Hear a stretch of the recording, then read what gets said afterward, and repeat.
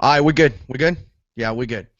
All right, everyone, welcome back to the channel. We definitely appreciate you guys watching. I'm going through the comments. We got a lot of guys here in the comments, and that's pretty awesome. I definitely appreciate all the support. I appreciate all the subscribers. The new one, in the last month, we've been getting a lot of subs. So definitely welcome to the channel.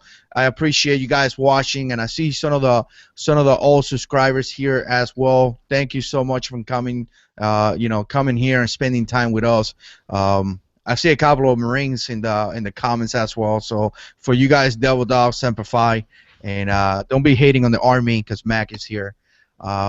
So so all right, guys. So today we're gonna talk about concealed carry. We're gonna talk about open carry. We're gonna talk about different guns that you should carry.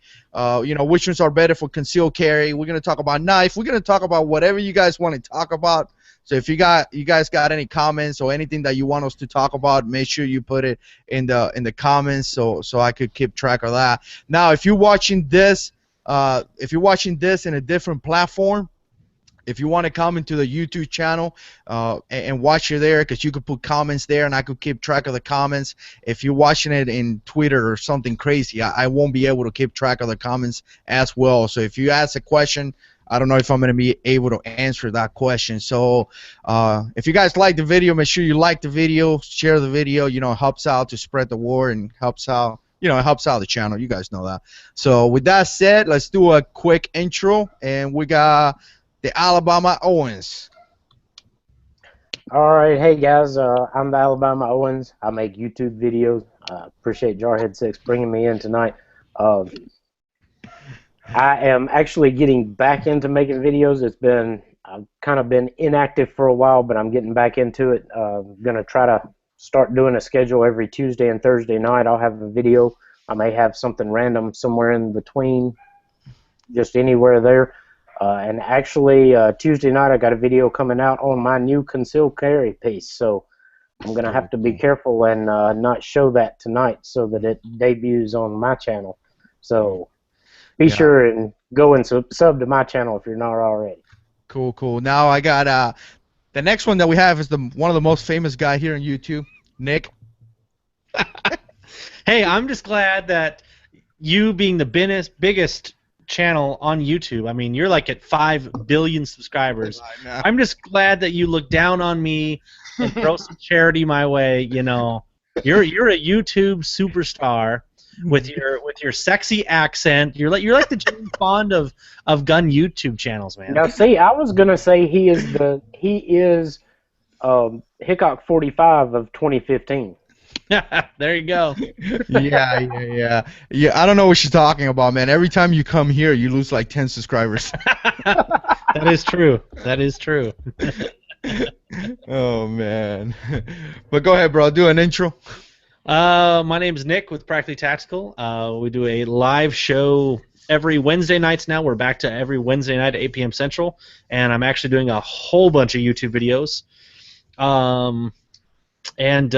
Yeah, that's about it for right now. Maybe we'll jump into more stuff later. But as usual, Jarhead6, thanks for having me on, buddy. And thanks for bringing on a bunch of awesome other panelists too. So these guys rock. And for those out there, if you're not subscribed to these guys, go check them out. I'm subscribed to both. They're awesome. Yeah, and I do put the link. Don't subscribe to Jarhead6 though. He's terrible. He has enough subscribers. He doesn't need any more. Yeah. All right, Nick, check your tip jar. I put my 2 cents in there for you. All right, so I got the links of everyone here in the panel in the description box, so go ahead and check out the links. Also, Uzi9 is supposed to be here, but I don't know where he's at. Hopefully, if you're watching, I already sent you the link. With that said, we got Mac. Go ahead, Mac. Do an intro. Hey, I'm Mac with Battle Drill 6. My channel runs under the name of Cabinetry 9mm. Basically, we teach firearm stuff and training, so my videos have kind of slowed down over the last, probably 30 days or so, and they're going to remain a little bit slower probably until closer towards the summertime or the end of spring anyway. So hopefully we'll start picking back up here soon. But other than that, I got a medical series that I'm going to start working on throughout February and March. Cool. All right, that's it, right? We don't have anyone? All right, yeah, that's good. All right, so let's get into it. We're going to talk about concealed carry, and I put a video out, I think it was about a week ago, and talked about some of the things that you shouldn't do, and didn't really cover the things that you should do, but, you know, obviously we talked about that all the time here in the channel. But before we get into the whole what you should do, what you shouldn't do, you know, one of the comments that I got from the guy was that before we get into that, you got to understand that if you decide to carry a gun, there's a high possibility that you may use that gun, and it's a high possibility that you may kill someone. So I guess the first thing of concealed carry will be that mental preparation that, hey, you know, I may have to engage a person just to be able to survive. You know what I'm saying? So let's talk about that mental preparation. How do you think you prepare mentally for that? Train. Train? One word? What about you, Mac? What do you got on that? Did we lose Mac? I think he's frozen up. I'll jump into this because it's something we talked about before we went live. Brandon LaBeouf from Null Attack, who, by the way, will be on my show March 5th, posted up a video about. Did you like that shameless plug? Shameless plug, yeah. He just posted up a video. If you look at Null Attack, NOLOTAC on YouTube, you'll find his videos. And he posted up a video about how the actual act of shooting your gun, so pulling the trigger, is 0.00001% of the actual things that go into using a gun. There's a 49% before, so that's preparation, training, insurance, and then there's 51% after, so that could be, you know, police and courts, lawyers, all this type of stuff. Yeah, all that type of stuff. So I think it's definitely a lot more complex than I'm going to carry a gun and I'm going to shoot the bad guy. I think that we get a little stuck on, oh, if a bad guy comes in, I'm just going to shoot him. There's a lot more to it than that.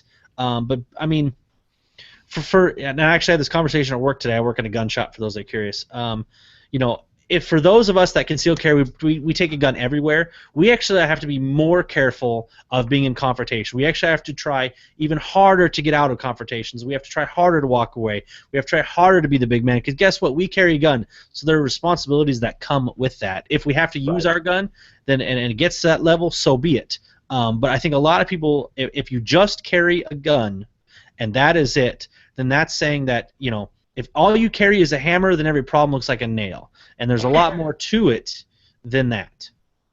Yes. And you know, Nick, you make a good point. Actually, I recently had a phone call that actually took me into a confrontational situation. I knew going in that I was going to a place where there was going to be a confrontational situation. And so what I actually did is, as I pulled up, if I'm not at work, it's always on my hip.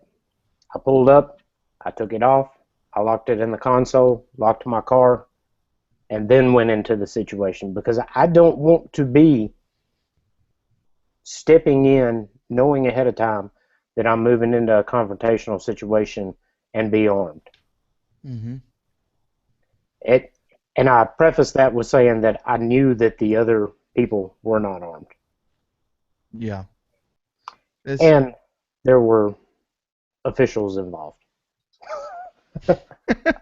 And anything else?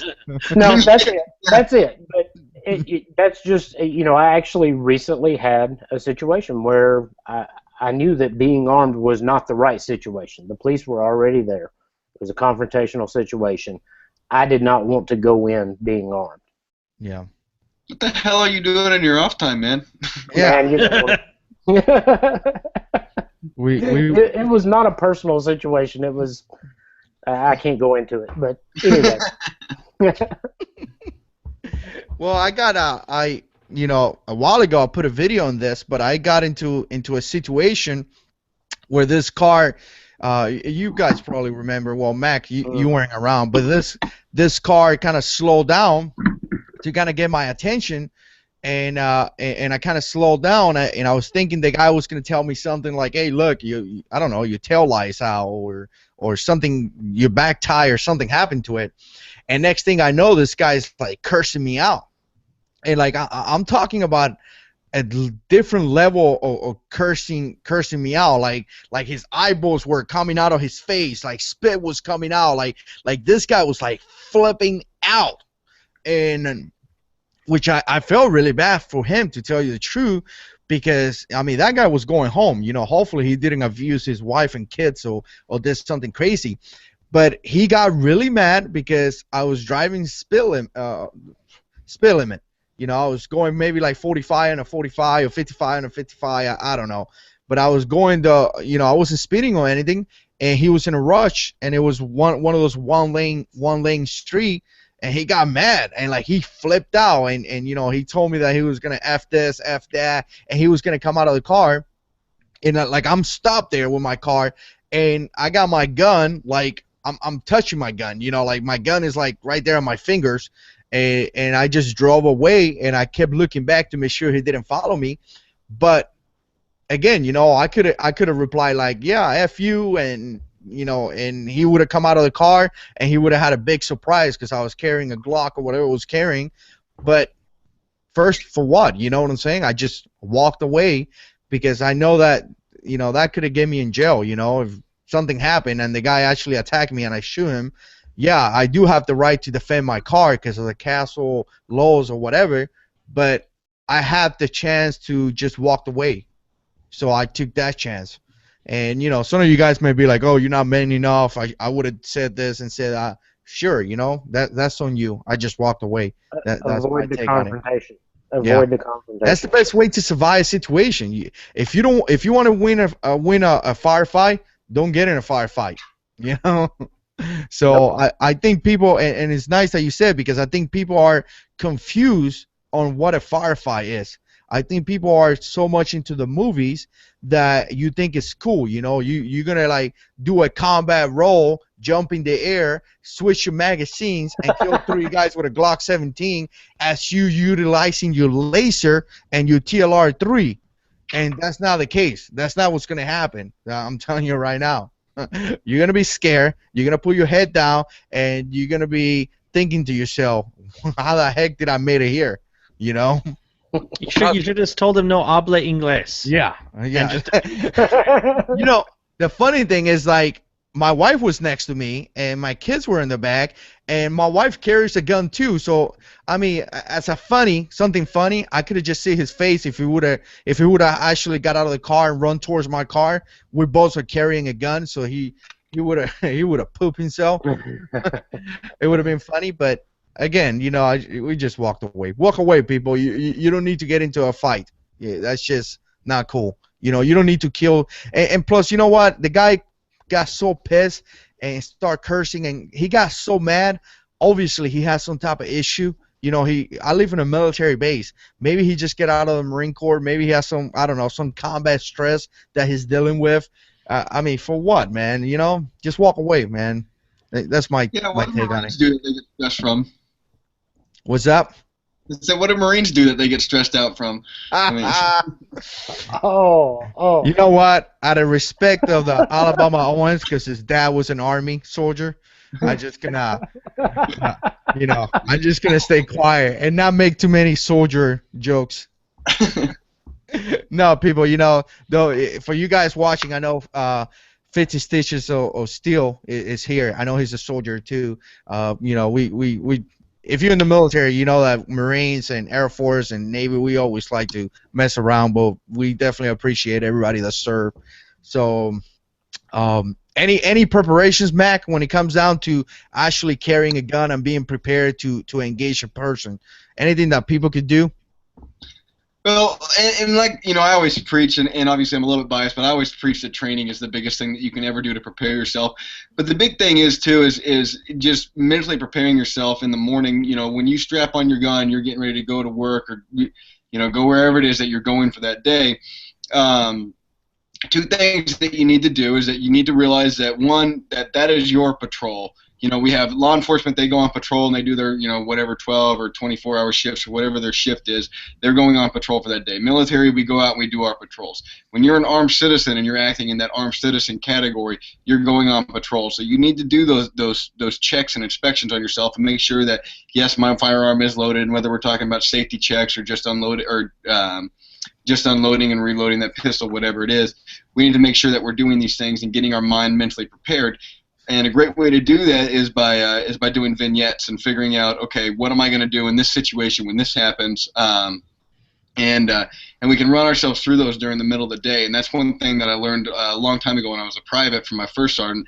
I remember he used to always go through vignettes, so, yeah, especially with the insider threat stuff going on in Afghanistan. Is what do you do when this guy walks through the door and busts through the door and starts shooting? What's your action? And those vignettes really allow you to mentally prepare yourself. Yeah, Mac, we're going trilingual here. We got Cuban and English, and then now we're doing French too. I don't know, but vignette. What do you mean there? Explain to a civilian. I'm sorry. No, what I'm saying is just essentially running yourself through the situations in your mind. So basically, me saying, what are you going to do if somebody comes in there and kicks down the door in your bedroom, or I don't know if you're in your 50 Shades of Grey basement, what you're doing in there, but somebody comes in there and kicks down your door. What is your action? Somebody comes in there with a firearm, with a shotgun, with no gun. Start running yourself through the mentality of what is your next action. Okay, gotcha. Pretty much a what-if game. What-if game. Yeah, exactly. It's wargaming it. So when you said pre-inspections kind of thing, are you talking like press checks? Press checks are dumb. And that's exactly what I was talking about. And if you've seen my video on it, my opinion is that it's a moot argument, but you need to make sure that you're checking your firearm. And if you're really concerned about the negative training value of doing a press check, then just unload your firearm and reload it. You've essentially then just done a press check, but you have a responsibility to check and make sure that your firearm is loaded. Yeah, that whole press. I mean, I press check every day. Well, and it's different too. I work in a gun shop, so a lot of times people are like, "Oh, what do you carry?" So I mean, 5-10 times a day, I'm taking out what I'm carrying and unloading it, showing it to people. So when you do that type of interaction with your gun, yeah, every single morning, I press check to make sure that the odd chance that, and I did it before too, where I'll drop my mag, I rack my round out, and I'll set my racked round out separate, because usually I just put it back in the chamber, the inside my mag. There's been a couple times where I forget about that one round or whatever, and I'll just end up putting my mag back in or whatever while I'm working, and I press check throughout the day too. Generally after I handle my firearm and put it all back, so press checks aren't dumb. If you're doing it just to be playful with your gun, or you're doing it just to interact with your gun, then yes. But if there is actually a purpose to it, then press checks are, in my opinion, 100% fine. All right, Nick, I got a question for you. You raised a question that I've got. If you're constantly unloading your gun, do you rotate which one you put in the chamber? I don't, based off the fact of if you re-rack that same round over and over, eventually, for those that have carried like the same round for a while, you'll know that it shrinks. Yeah. So generally, what I will do is eventually that round I'll toss into a.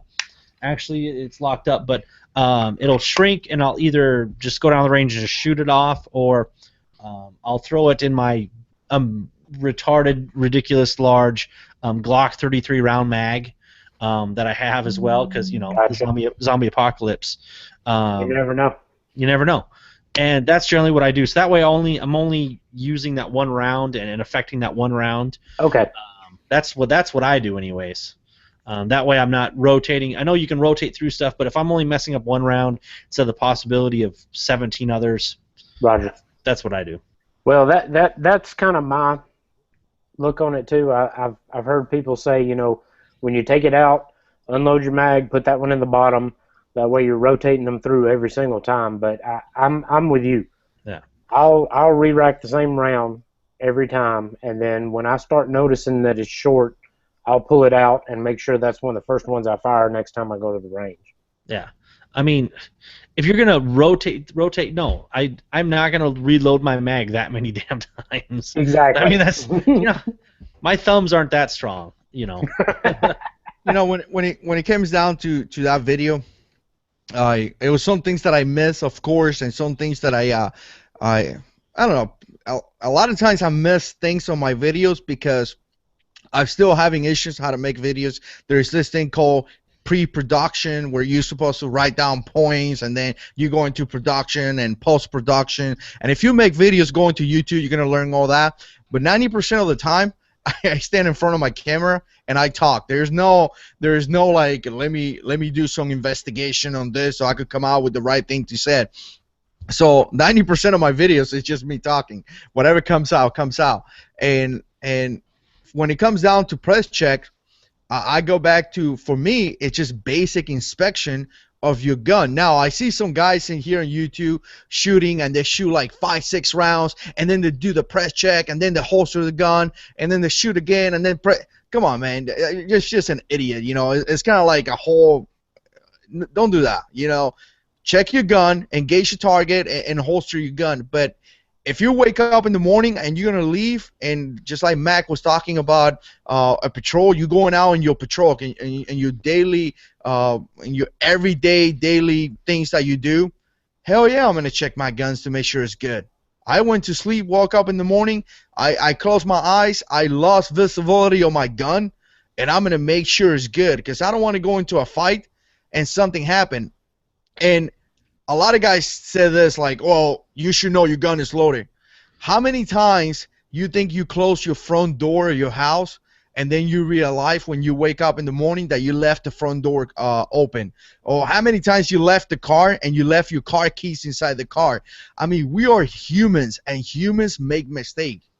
And that's why we check our stuff, to mitigate those mistakes. So if you don't want to do a press check in the morning or whenever, that's up to you. I'm going to do it my way. And, like I tell here in the channel, hey, this is just my opinion. If you got a way and it works for you, hey, bro, continue using your way. By no means I'm telling you that I'm right and there's my way. If you don't do it like JH6, you're not smart. No, man. This is just what I do. If you do something and it works for you, hey, more power to you, man. Do it your way. You know what I'm saying? That's what I'm saying. The premise, for those that are curious, we're talking about a James Yeager video. He started out the video talking about how he was at some class, and when they would draw, they would just automatically rack their slide because there was some bet if you pull the trigger and you had an empty chamber, you had to buy a case of, I don't know, some booze or something. I get that part, that, yeah, you shouldn't be in a training or in a draw stroke racking it, that type of deal. I get that, but yeah, then he went on this ridiculous other stuff of, in the end, he was like, all press checks are stupid. And again, I don't believe in that. But I get what he's saying. I mean, the more that you, if you're press checking to play with a gun, that's how bad things happen. Yeah. If you're press checking with a purpose to, okay, I'm loaded, I'm good to go, I'm going back to my whatever I'm doing, that means you're good to go. I mean, I get the idea. The less you play with a gun, the better. The less chances of you doing something stupid. But at the end of the day, is a press check. I walk up to the door, I make sure I got my keys, cell phone, wallet, blah blah blah. Press check, pull out a holster, press check, good to go, back in, and I'm on my way. Yeah. That's the way I rock. Well, now they talk about and usually make sure I'm wearing pants. Sometimes I forget that. So yeah, a lot of times they talk. Well, if you're not sure if your gun is loaded, just rack it again. I say yes for combat, some type of confrontation. Yeah, rack it again. I mean, you're not gonna, or you know what? Squish the trigger. If it doesn't go boom, rack it again. But for basic, getting out of my house, I'm not gonna rack it again. What am I gonna do? Rack it again? The round is gonna hit the floor. I gotta bend over. First of all, I have back issues, so that's gonna hurt. Pick up the round, then take out of the magazine, put it back in the mag. Come on, dude. I just do a quick bang and I'm done. I mean, it's more practical. So. Is it practically tactical? Yeah. I think I'm going to change my name something tactical. JH6 Tactical. You should. JH6 is love. You guys are awesome, dude. JH6 is life. I pray to JH6 every night. Don't pray to me, man. Pray to God, not to me. Trust me. Oh man. Well, I think kind of something to hit on this point too is, and I actually thought of today I was going to do a video on it, but staging your concealed carry for success is, I think, another big thing too. So, you know, just throwing a gun in and, you know, whatever else, I think you have to have a little bit of plan to it. You know, I think obviously police officers with staging, you know, their duty belts is important. You know, so for me, you know, here is Glock 17 with a weapon light, but that doesn't mean that. Whoa, wait. When let's take it back. Whoa, when we met you like a year and a half ago, you had an MMP9, and I remember you talking like this thing's about Glock lovers, and I never seen that Glock 17. I seen your Glock 30 something, 34 or something. 34. Yep. I seen your Glock 42, and That's now you got a Glock 17. The video has not been released on this yet. Oh. So, actually, and it's a Glock 17C. You know, for when I'm in a gunfight on the streets of America, you know, I need that extra, you know, muzzle flip reduced. But got to make sure you can control that recoil while you're temple indexing. That's right, just like this. Hello. But I'm gonna lose some subs over that one. You're officially a Glock lover, dude. I am. I fully admit it. My M&P is for sale. But I think number one, a weapon light is important. That's for me. But I think it's important. But just because you carry a weapon light does not mean that you shouldn't carry a standard flashlight like this. So I carry both, you know, and again I stage it with my firearm obviously on my strong side. I carry an additional flashlight on my weak side. Mm-hmm. You know, I'm not going to sit there and wave this gun around in a Walmart parking lot looking for my keys. You know, I do it all the time. It's cool. Carry a flashlight. I also carry 2 knives, one on each side. I will carry a serrated one because that's what I use at work. It's Kershaw Leak. Just in case you get to stab a lot, is that? That's in case of the zombie apocalypse, so he Yes. doesn't want to attract more zombies. He can two-hand them. That's right. But serrated is for work because, you know, I work with dead birds, and then a non-serrated on my left-hand side. Now, for the record, I would have a Kershaw Emerson CQC8. However, that got stolen at work, so I'm back to my other leak on my weak side.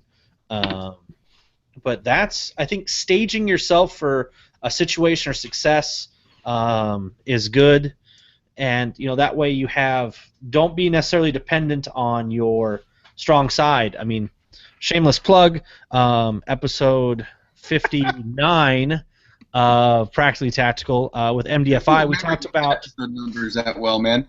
I know it blows my mind how he does that. Yeah. Well, it was just. I've got like 30 videos, and I still I still found myself doing ones over and over again because I forgot that I did them. Well, we just recorded this one this week, so it's not hard. But during we had on MDFI, and we were kind of talking about cover and movement when things go bad, is modifying your Glock or modifying your handguns. There's lots of different modifications you can do. It's something I'll be doing a video out too. But we talked about the Miami-Dade shootout and the lessons that have been learned from that. I mean, there's so many lessons to be learned from that. Is, you know, in the first volley of shots, one of the police officers' main hand goes down. If you read it, and again we talked about on the show, you know, he specifically describes that his skin peeling like a banana on his main hand. His main hand goes down. So you got to have different options to where, you know, that there, and in that shootout too, a guy's gun got shot. You know, there needs to be some planning again with either it be staging, which you should have, different planning, maybe even a backup gun. You know, there needs to be some thought behind the process of carrying a gun. It's not, I'm carrying a gun, I'm good. There needs to be some staging, some process, and some thinking to what you're carrying and where you carry. Yeah, but I got to tell you, man, I got an issue with the Glock 17. And it's my issue for you? Yeah, my issue is that the Glock 17 is just amazing. I love the Glock 17. But I've been carrying and handling guns for a long time. I'm one of those that some people may call radical. Like if you tell me I'm not welcome here with my gun, I walk away. You know, a lot of you guys are just like me, but some people are not like that. Like guys that are starting up as CCW, you know, carrying a gun and things like that. They're not. They're just beginners. So when we recommend guns, a lot of times we go, oh, the Glock 17 is a great gun, and then they buy it, and then they don't carry that gun because, let's face it, it's a full-size gun. It's a little bit more difficult to conceal than an MMP shield or something, you know, Glock 42 or Glock 26. So, you know, for that new guy trying to get that first new gun, you know, also, like, I know, Nick, because we do the same thing. We, like, buy a gun. Oh, get the Glock 17 because it's just an awesome gun. But we kind of have to stop saying that in a way, you know what I'm saying? Like get a smaller gun, because some of those guys get the 17 and then they don't carry it full time. Like, if you're going to get 26. a gun, you have to carry it full time. 26. Anybody can carry this Yeah, full when are you time. gonna get a real size gun? Yeah, you see what Mag is just starting? I've got 19 mags that I'll put in it. I carry that in my boot, man. Come on. Yeah. Hey, I've got a Keltec P3AT that I carry in my boot. Oh, you're not gonna like the article I just wrote for. I wrote an article for Ike over at Big Takes Outdoors to publish on his site, and I went off for a little bit in there about Keltecs. I had to reel myself back in. I was getting a little too brutal. Mac, you hadn't been around long enough. My first concealed carry piece was a PF9. Yeah. And size is great. Concealability, carrying, wonderful. Yeah. I couldn't hit the ball side of a barn with it. I have problems with quality. Oh yeah, and the biggest thing that annoyed me about it, even loaded, I could take it and shake it like that, and you could hear the slide rattle back and forth. Mm-hmm. You know what, man? I got to tell you, man, I don't know. I'm not convinced that. And again, you know, I'm not going back to the Glock 17. I think the best Glock is the Glock 17.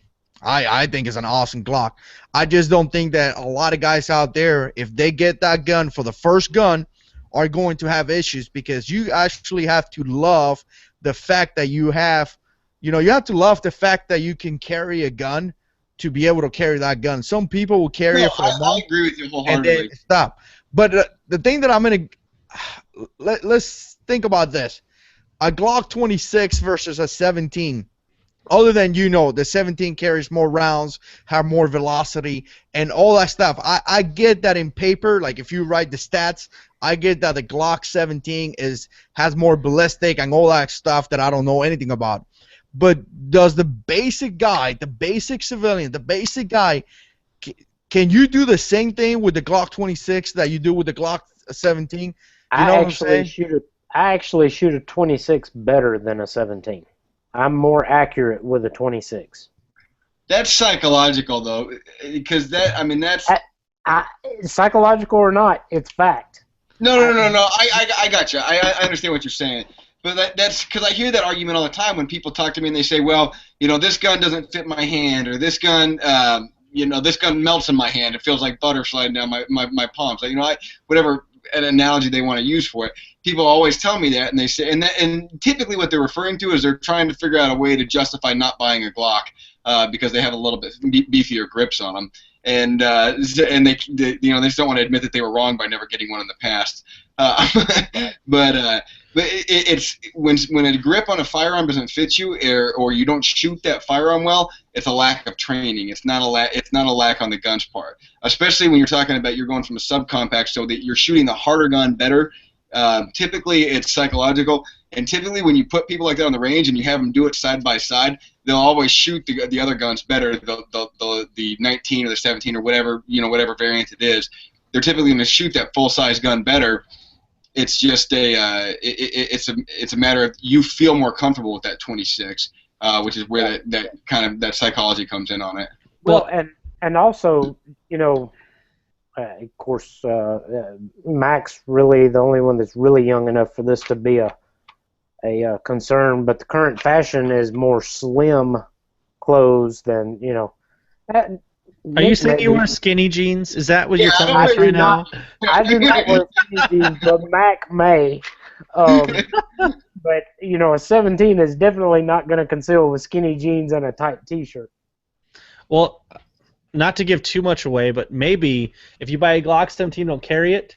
Basically, if you look see where that, this is a Gen 3, by the way. So the pebble grip ends. Oh Lord. If you basically cut that right there, you have a Glock 19 frame. Yep. Right there, which may or may not be happening. Where are you sending? No, I did. I mean, that 17 that I have, and I mean, I don't know if you've seen that, Nick, but I cut the entire back of it off to where it comes down, so you can actually rip those magazines out real easy.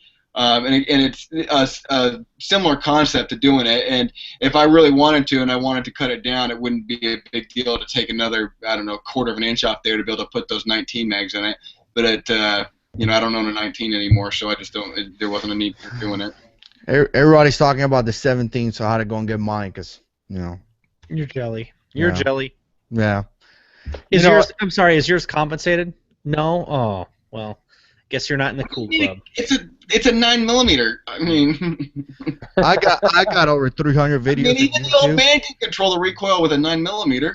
Once you How pass many 300 videos subs- on how many YouTube, you subs become you an got, operator. So, what's that? What did you say? So how many subs you got, Jarhead 6?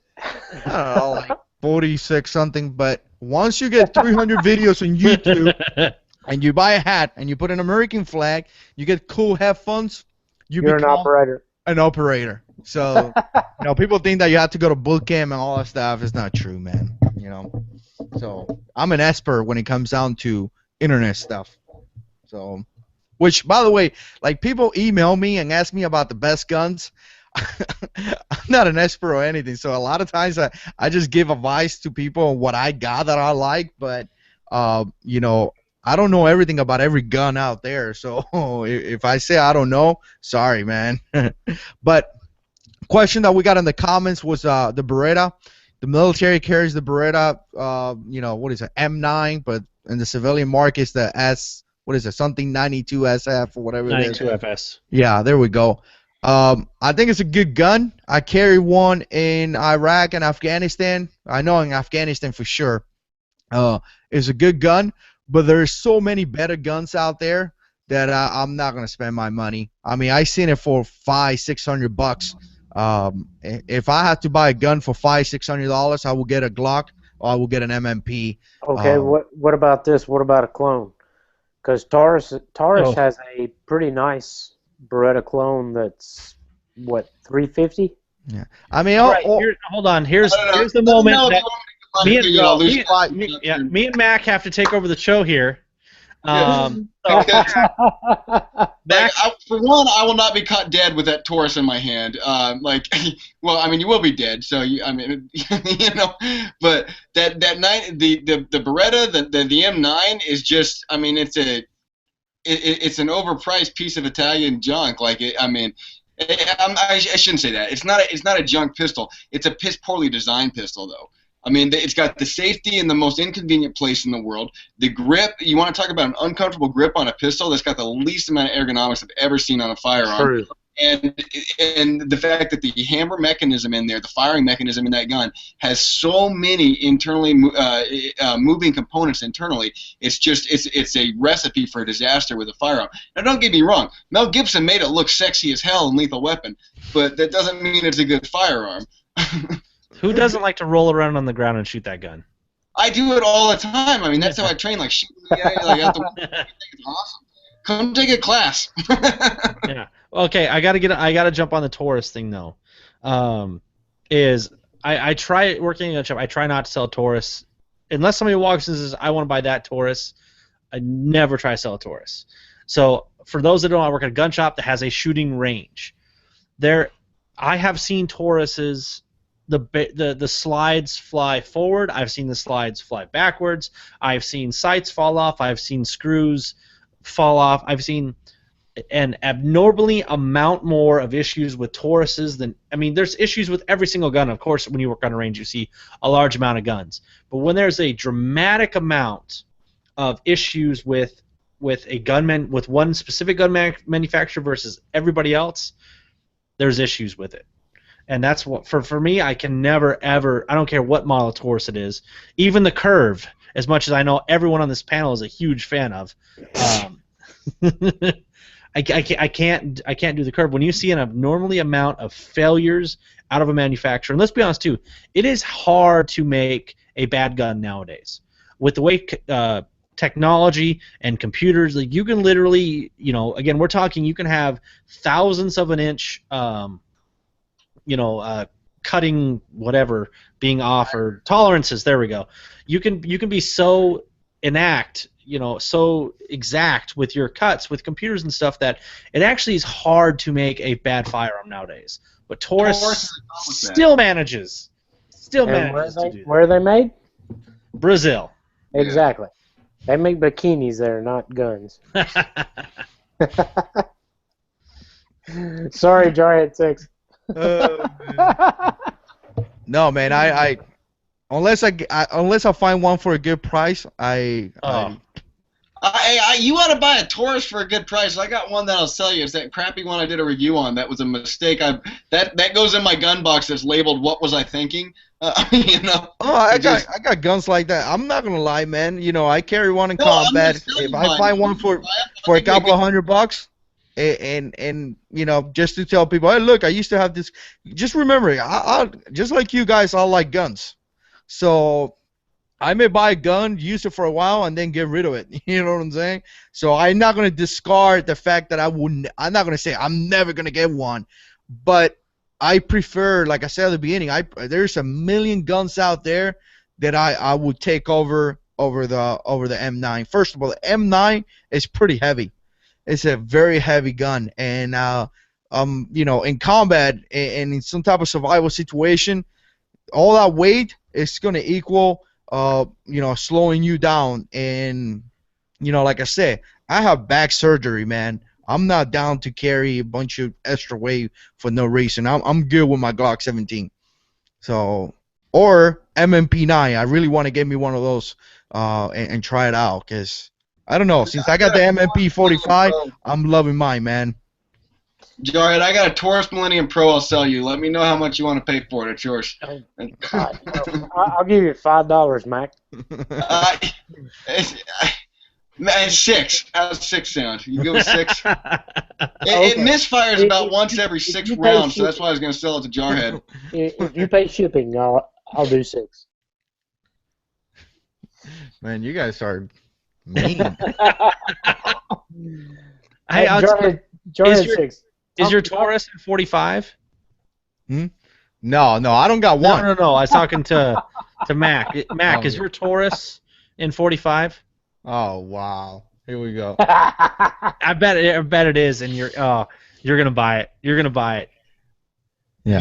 This is what happened. You buy. This is why you have to love YouTube. You buy an MMP 45 like I did, and automatically you get labeled a 45 fanboy. And since then, it's like, hold on. How many 45 guns do you have? 2. I got one right here. Didn't you buy them back to back? Say, aren't you carrying a car right now? Yeah, I'm carrying a car, and I really like this gun. You like it because it's 45. 9mm. No, I actually, and I'm going to tell a story again. I actually went there to buy a car CW380 to have a pocket gun. And some kind of way I walked out with this. So it happens all the time. That's how I got a 1022 50-year anniversary. I went to get an upper for my AR, and I walked out with a 1022. You still don't have an upper for that. I still don't have an upper, man. No. Oh, man. All right, so... Brother, that was a year ago. Yeah, I know. Sorry. I will eventually. I'll make a video when I get it. I'm gonna have to send you one. Here's the question: Glock or MMP? Well, here's the thing. I like to hear Nick on this. Go ahead, Nick. I just got shut down. So I have an MMP. It's in my safe. And it was my first. We'll say. It's a safe queen. it was my first entry into the, you know, I'm going to categorize as generically as in the fight of the best handgun. But here is the problem: is the trigger. Literally, if you read your manual on your M&P, somewhere in there it should say take trigger, replace with Apex trigger. That's the problem. If it wasn't for that, that gun would be phenomenal. Phenomenal. If Smith & Wesson would fix the trigger on that gun, it would be a phenomenal gun. I mean, it doesn't have plastic sights like the Glock. It's more ergonomic than the Glock. The finish is better on the MP9 than a Glock. It's a fantastic gun. Breakdown necessarily isn't as easy, but the trigger, man, the trigger on an MP9 is unfortunately just, it's not the worst, but it's not great. What I kind don't of know. kits are I'm out much there for like that? don't get me wrong. I think the M&P is a fine weapon. Like I mean, you won't go wrong getting it. To me, I think a Glock is a superior gun for a lot of different reasons. But you know, you when you talk about the sights, generally speaking, most people are going to pound out the sights to their carry gun and buy something decent, some decent aftermarket sights, anyways. Um, you know, the Glock night sights aren't bad, and the M&P's actually got decent sights on it too. So you can leave a lot of those on there. But a lot of people still like to push those out and put something like a 10-8 sight on there, you know, whatever it is. The other thing is that when you look at the Glock ergonomics, the ergonomics of the Glock and the grip angle were actually designed to be a much more natural fit than what a lot of the other guns are using. And that I want to say it's 115-degree grip angle is actually designed to be a much more natural fit to how your body and your biomechanics respond to a firearm in your hand. And that's why the ergonomics of the Glock tend to make for faster shooting. So I don't know. I'd make the argument that those disadvantages you just named for the Glock are actually advantages. But either way, like I said, I wouldn't feel undergunned with an M&P, and that's probably going to be my next pistol purchase. Now, Well, I mean, I got to say, I've got a friend that I've been trying to get to make some YouTube videos, and I'll just call him Pink. But his is the first M&P I shot, and honestly, Nick, I'm with you. Trigger was just terrible. Even compared to a standard Glock trigger, it was just, I thought, horrible. Of course, I've got 3.5 pound in my Glock, but even comparing it to the standard Glock trigger, the M&P trigger was,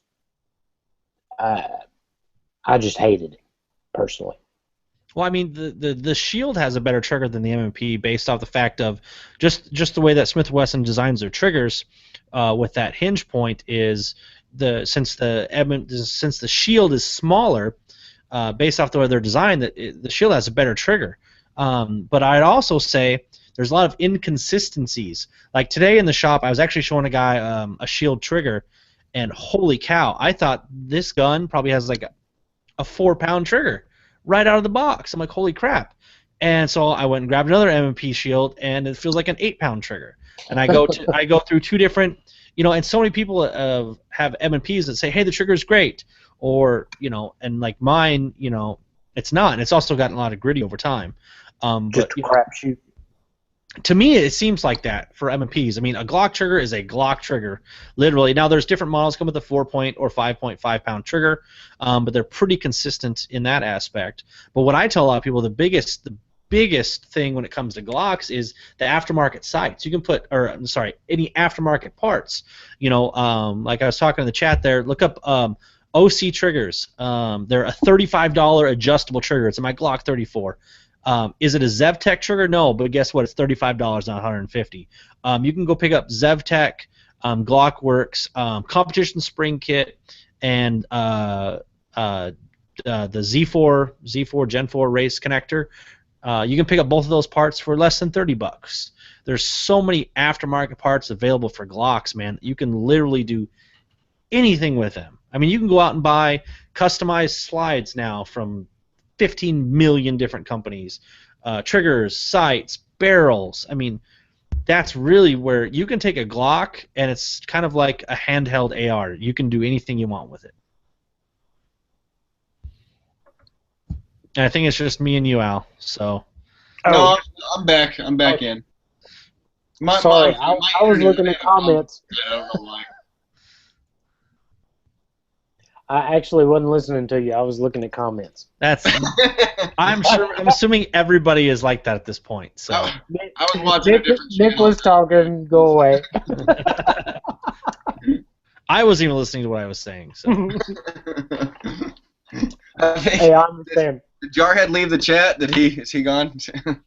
You know, it's funny since YouTube has introduced this, where you can actually do like double time or time and a half playback. I've noticed that my playback time on my videos has decreased by half time. So apparently people are just putting me like when they actually do every blue moon, click on one of my videos and watch it, they're watching it at least time and a half speed. So they're not actually having to listen to me. So, I didn't even know you could do that. So. Yes. You can go into settings where you adjust the, if it's 480 or 720 or whatever, and one of the things is speed, and you can do it at 1.5 times. Huh? Didn't know that. Yeah, it's amazing. Suddenly, all my videos have worked out to be a half time slower, or actually half a time slower, because you can do it at 2 times too. Huh. Yeah, I'll have to do that when I start watching Jarhead6's channel again. He gets a little longer. Well, I attribute it to the fact that I'm from the South and I talk slow anyway, so maybe a bunch of Yankees are watching my videos and they're trying to hear it in normal time for them. So. Yeah, I don't know what his problem is. He just says, I got to tell you guys about 5 times in every video. That's his catchphrase. That's what he needs to sign off with at the end of his videos. I got to tell you guys. Well, hey, since we're on the subject, then let's jump into this, because I might be the odd man out on this one. Is for me, I have no problem at all, going aftermarket trigger on my carry gun. Not at all. Not a problem for me. I will literally, in this gun, I'll probably put an OC trigger as adjustable trigger in it. And basically everything I said before, Glock works. Race connector, competition spring kit, that's literally going to take the trigger pull down to about 3 pounds. A lot less take up, better break, better reset. For me, I have no problem with it. I don't get the whole, oh, well, a DA could, look at your gun. Well, guess what? That means, okay, you got to be worried about having night sights in, because you could shoot and kill somebody in the dark. Right. They could come after you for hollow points, because that makes it more dangerous. There's. Yeah, I'm not in that ball. Stippling your gun makes it so you can shoot more bullets faster.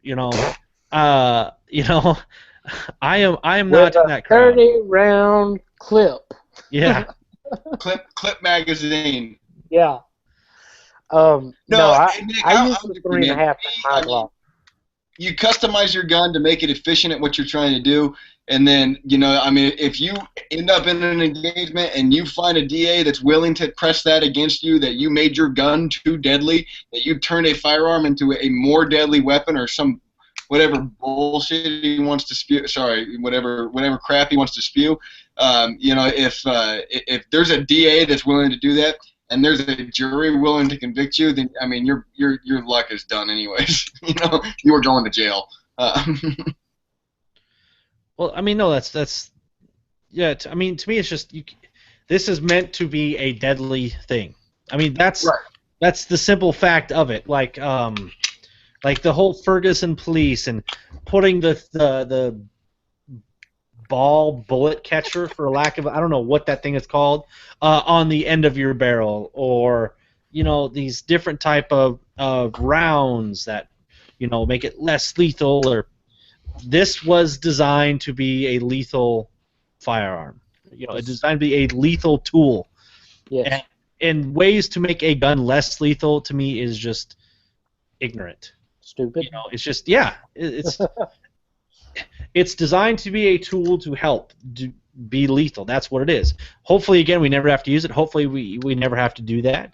But that's what it's designed to do. Hey, so who won, the Glock or the M&P? Glock. Glock. I figure. You all fanboys. Yeah.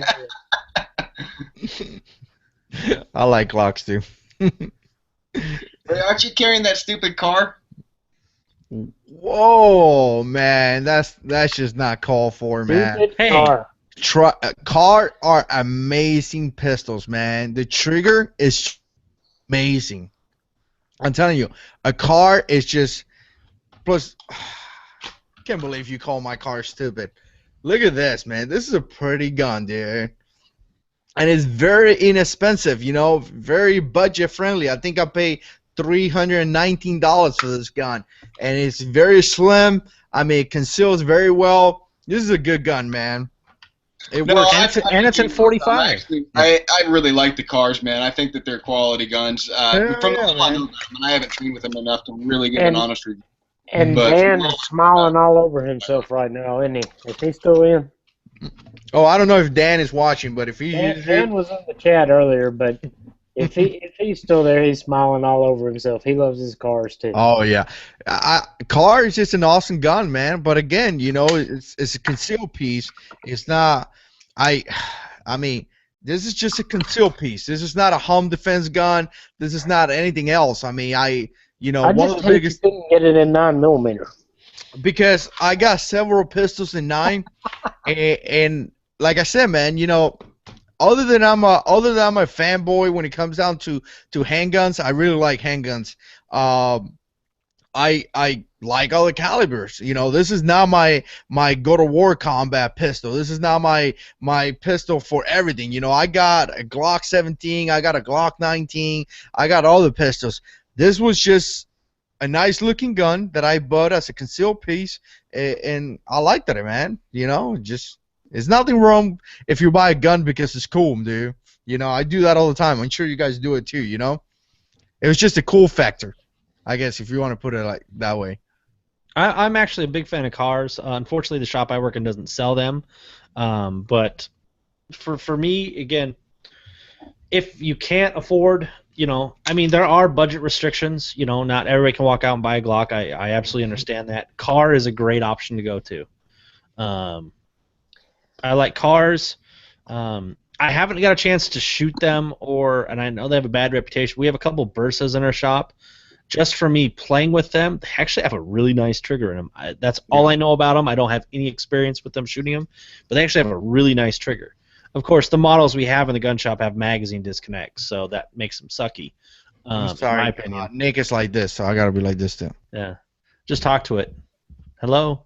Hey, Jarhead, how are you, buddy? It's been a while since we talked. I don't know, man. Last time I did this, they blast me on Facebook.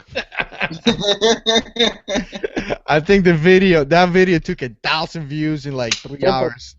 Yeah, you got some email on that one, man. Yeah, I pissed some. If you're not aware, this video that I did this pissed some people off. But it's alright because I do that all the time. Wait a minute. Have we talked about Temple Index in these chats yet? Have we discussed that? No, let's go there. Let's do it, man. Oh man. I'll probably lose all my subs tonight, so that's okay. We'll start over. Go ahead, Mac. And the thing is with Temple Index is there's a lot of very respected shooters that are using it and that are teaching the method, and so I won't go so far as to say that I think that this Temple Index thing is stupid by any means. I think that. And we can argue again whether Tactical Response or James Jaeger. Either people seem to love him or they hate him. But he does seem to simplify things and throw out some good points periodically. And one of the things that he said is that, hey, here at Tactical Response, we freaking call that up. And I think that we're complicating things too much when we talk about this. Getting this Temple Index going and trying to use this for moving inside our vehicle and blah blah blah, all this other crap that we throw in there. I mean, Jarhead, I know you've been in combat before and doing this stuff inside a vehicle. It's not. Did you ever have to stick the gun to your head to make sure that you weren't flagging your buddies? And is this a natural position? Does this happen naturally? No. I mean, this takes lots and lots of training to get that repetition to where that becomes a natural feeling. And then when we start going back to the old Rob Pincus techniques, where we talk about doing what the body does naturally, which is now where everybody's actually kind of moved to. Travis Haley is always talking about the biomechanics and working with what our body does naturally. that temporal index is not a natural position. So I think it's probably not necessarily a bad thing to train, but I think it's kind of a waste of time. Mm-hmm. I would say it is situational dependent. Now, granted, shameless plug, you can look at Practically Tactical episode 45 with Steve Fisher, Sentinel Concepts of we talk about vehicle tactics, and there are certain times for certain things. And I think that's really what it comes down to is I think the temporal index thing got just blown out of proportion. There are certain times where it could be better. Like we talked about on the show, if you look at the Reagan assassination attempt, there's actually a guy with a revolver temporal indexing for the fact of there's people all around, there's people on the ground, you know, where else do you point it? You know, up. And it just so happens that temporal index, and again, is you can call it up, you can call it whatever. I think they call it temporal index again for just a reference point of where to put it. Again, I just think there's a time and place for it, and there's a time and place for where it isn't. And people blew it up, I think, a little too much, like talking into your gun. You know, maybe a little too much. Yeah. Nick, I think you articulated that a hell of a lot better than I did. So I agree with everything you just said. That was articulated a lot better. Yeah, I mean, we talk about, you know, there are certain teams that have to train with. For example, again, in the show episode 45, Vehicle Tactics, I haven't plugged that enough. He talks about, they're not called SWAT teams, but teams that have to go on airplanes. You have to go up because you can't go side to side. You can't go down because what's down? Well, that's all the stuff that keeps the plane in the air, or you know, keeps the plane working. So you can't go down. So you go up. You know, there's just different things for different times, and again, that's why you train. You train what works in different places, and you go with it. Could there be more than one way to do something? Absolutely. But if you can train with something that works, do it. Yeah. No. Nick, we all know that you went to. Never mind. Don't go there. Leave that one alone, Mike. Here's my take on it, man. And you know, again, you know, stupid me that I just go there and talk and I don't really write any points. Maybe if I write some points, maybe I could be better when I make my videos. But with that said, I have never taken any formal training when it comes to this technique. You know, I never take any formal training. I have taken formal training where they pretty much discard the whole technique, like to the point that, look, man, we have heard this, we have seen it, but we're not going to even talk about it because it's like straight up not good. So I've been in classes where they have mentioned that. But again, you know, I don't like instructors that say, look, this is the most stupid thing that you could ever do, or this is don't ever do this. I don't like that, you know. And if you see in the video, I said that it doesn't work for me. There are some techniques that may work for you, but it's not going to work for me. And it goes all the way around. I don't a lot of training with places that, you know, upon completing the training, I'm like, yeah, I'm never going to do that.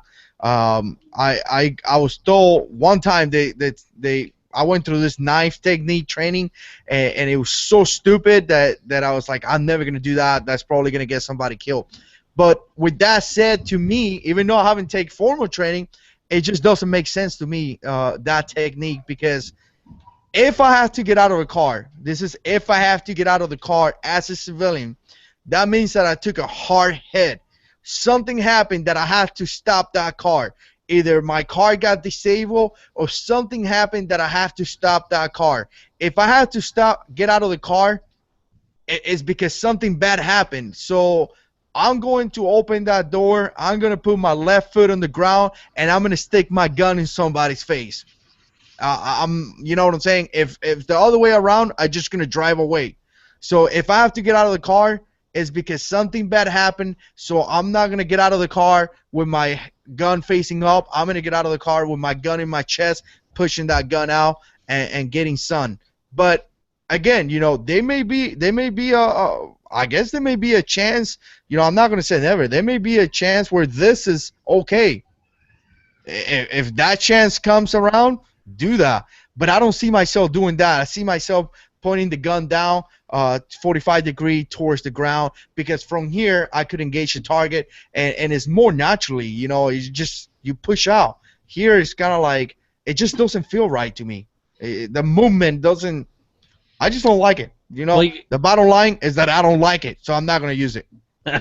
well, I mean, but again, it could be so situational to where, for some reason, you stop and it's a car pileup or there's people everywhere. Again, it's just it's so situational dependent, and that's why arguing it or debating it. We're friends here. We'll say debating this is so hard because again, it's just so situational dependent. Yeah. I mean, you look at Temple X. Well, guess what? You're not fighting gravity. Coming down instead of coming up, you're not fighting gravity. There's so many different ways to do things. There's times and places where it should be used. There's times and places where it should not be used. And I think you kind of hit on the point there, though, of people need to get not stuck on doing one thing, or people need to get not stuck on going to one person's training and only learning what they teach, and only what they teach is law/gospel. There's a reason different firearms instructors take training from different people. You got to, as JH6 would say, put tools in your toolbox. I just watch YouTube. Is that good? Yes, absolutely. Especially range time videos. Really focus on those. Yeah, exactly. I listen to your podcast all the time. I figured that was good enough. I don't need any more. Right? Absolutely. That's it. That's all you need. That's it. Man, you guys are on a roll today, man. Don't worry. Go away again, Jarhead. We were making fun of you while you were gone. Make sure. Yeah, we were. You're not the first one. You should tell us something. You should tell us. I've been on your channel. I know. I'm surprised we only got one dislike, man. Wow. I don't know. Somebody's always gonna hate, brother. Oh yeah, dude. Trolls are welcome too. Everybody's welcome. You're welcome to disagree. You're welcome to put comments. I prefer people to put comments because the more comments that you get, likes and dislikes, the more the video is gonna keep going. The only way that I would erase your comments, and I said this in the past, is if you start cursing. If you want your comment to stick around and argue with me, if you start cursing, I'm just gonna erase your comment, because I gotta tell you, man, and this is not even part of this conversation, but I hear this thing all the time where, hey, we need to be united, we need to stick together, we need to, as a gun community, as a prepping community, we need to be together. And we need to attack all these issues that are going on in this country together. But a lot of times, like, we disrespect each other so much, man, that it's unbelievable. You show a gun that somebody doesn't like, and people will go in the comments and will be like, F this, F that, you must be effing this, and that gun is stupid. And I'm thinking to myself, man, like, how can we be united if that's how we talk to each other? You know what I'm saying? It kind of blows my mind when it comes to that. Everything you said was stupid. Yeah. No. Well, and I get to think too is, man, the firearms community, firearms people within the firearms community, we actually talked about this before the show. Mm-hmm. We are so quick to rip each other apart, but coming together is what makes the pro-Second Amendment, pro-freedom, however you want to look at it, so strong. I mean, you look at the anti-gunners, anti-freedom people, they kind of have their thing, but then they'll break off into all these different little sections of, I hate guns, and I also hate people who cut down trees, and I hate guns, and I hate people who eat meat. Yeah. Here's the thing: is we all come together and can stick together on one point. Like when the legislation for the another assault weapons ban, and there was this massive rally, and we everybody was getting together and grouping up in all their cities and capitals, and it was this massive movement. And then, and we came together on that. But then, when that stuff goes away, then we'll kind of go back apart and just rip each other. If we could keep that same momentum going for a year straight, imagine the things we could do. Well, Nick, this goes back to what I was saying before we went live. It's just guys, for whatever reason, we tend to equate our favorite carry gun or our favorite carbine, whatever it is, we tend to equate it with our dick size to where it becomes like, oh my god, this guy just said I had a tiny penis, Sorry, Jarhead, I know you hate that. I'm sorry. It's this tends to just get equated with their egos, and they measure it with their egos, and that you're absolutely right. That needs to stop so that we can actually kind of band together and move on and start fighting these issues together. Yeah. I mean, I just see that all the time. Like, we tend to disrespect each other, and we got to do better when it comes down to that. We have to, no matter what you believe, no matter what I believe, no matter what, we just got to, in order to be united, we have to respect each other. You know what I'm saying? Like, like me, I respect that Nick is like a true YouTube operator, but and he has to respect me. I mean, that's just how it is. By the way, I'll never be a YouTube operator. I don't have a car in 45. Biscuit 30-6 want you to take off your pants. That's what she's asking. I said, how does he know that I'm wearing pants? Unless he's looking through a window, he doesn't know. Well, he has been known to crap in people's bushes, so. Yeah. He's a troll. He's a true troll. Oh, he is. Bisquick is he's the original troll on the YouTube gun channel. Yes, he is. Yeah. He been trolling us since we had like 100 subscribers back in those days. Yep. He is hilarious. Mm-hmm. For those that don't know, we're talking about Bisquick 3006. You should go subscribe to him too, because the guy's just funny. He's just funny. He's hilarious. He is funny. Now, keep a distance. He probably has several diseases, but as long as you keep the distance, you're probably good. And don't be surprised when he opens a video, people will be sitting there having a cold beer. Yeah. I think he's in the Air Force. I think. Who is this guy that you're talking about? I don't know this guy. Oh, Bisquick. No, he does. He dropped the beer thing now. When he came out of the closet, he started drinking the margaritas and stuff. Man, so don't of his go there, videos man. now. He's gonna go to every single video that I have and just troll the whole. Go in a trolling sprint. It's not my channel. I'm fine with that. By the time I wake up tomorrow morning, I'm gonna have like 45 comments and all like cursing me out. Don't go there, dude. Bisquick, if you do that, I will send you $50. Honestly, man, when the trolls come, it just kills me because they come and then they share my channel, and it's like, you just got me like 5 more subscribers, bro. Yeah. Oh man, right. That's cool. Are we back to talk about concealed carry? Yeah, sorry. Yeah, I don't know. Yeah, we got off subject. We always get off subject. Yeah, it's so good, man. This is a hangout. You're supposed to like, hang out together, man. So, all right. So what else? What else we got? Take him off. I'm not taking off my pants, dude. Okay, wait. I'm looking at Facebook. Meanwhile, and I'm not sure if Nick just called me drunk or old. What? Are you both? Is that? Oh no. Before this, in Wisconsin, for those who aren't familiar, fish fry is a big deal here. It's like I went out to just a local place, had a fish fry, had a beer, and there were these 2 old people sitting next to me, and they got drunk, but they kept talking about how shiny these pennies were they got in change for like an hour. An hour they were talking about shiny pennies, and it was just the funniest thing ever. Okay, I'm just drunk old people are hilarious, and I'm like, wait, I'm the oldest one here, so. Facebook.com/practically-tactical. You can see that conversation. Oh Lord, man. Wow, dude. Nick is the king of shameless plugs. Dude, I don't even know how you could keep track of all the social media platforms. Like, I'm done. YouTube, people ask me about Facebook. Look, man, if I had to do Facebook, Instagram, and Twitter, or whatever else is out there, I won't have a life. Oh, you need Instagram, buddy. No, unless I'm a full-time YouTuber, which that's not gonna happen. I want I people don't realize how much, and we talked about this, man, how much time it takes to answer comments, to make videos, to do all this, and then you want me to be on Facebook and all these other places. I got a family, man. I got a life. Seriously, and you know, you got all your friends that you have to go watch their videos, and you have to comment on them, you have to like them, you have to share them, you have to respond to all your own all the comments on your own videos.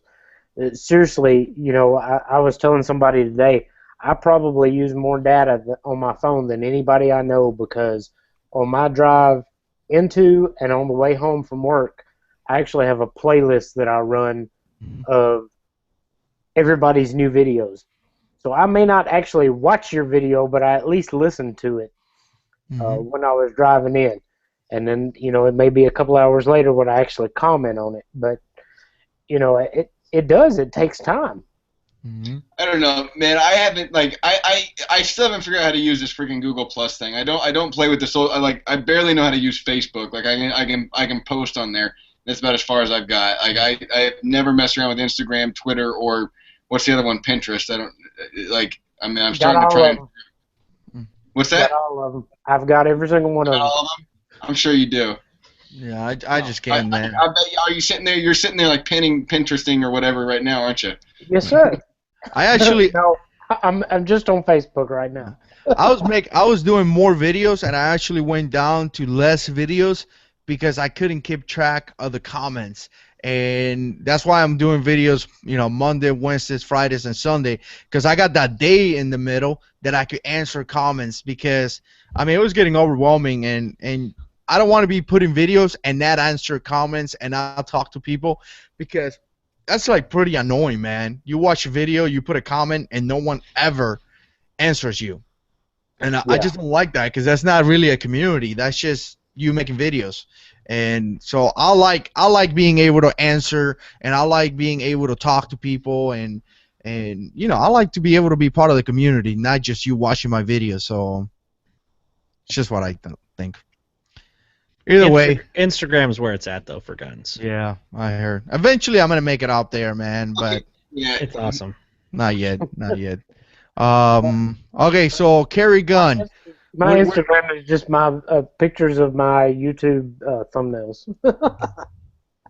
What about carrying a gun? Where you guys carry? 3 o'clock, 4 o'clock, 1 o'clock. Jay was asking about that. What's you guys prefer way to carry?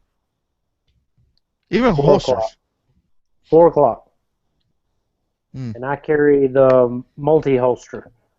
That's a good holster. That company makes awesome holsters, man. Their holsters are absolutely awesome. The only thing that could make this better is if it were tuckable. Mm-hmm. But for just a standard inside waistband holster, the multi-holster Elite is great. Yeah, I think they're a little bit more expensive, but you get what you pay for, man. Yeah. I carry at 4 o'clock, but I really like the crossbreed holsters. I still haven't found something I enjoyed better than the crossbreed ones. The only problem with the crossbreed is the metal clips on them eat the shit out of my pants, and I find I go through pants like crazy quick. Mm-hmm.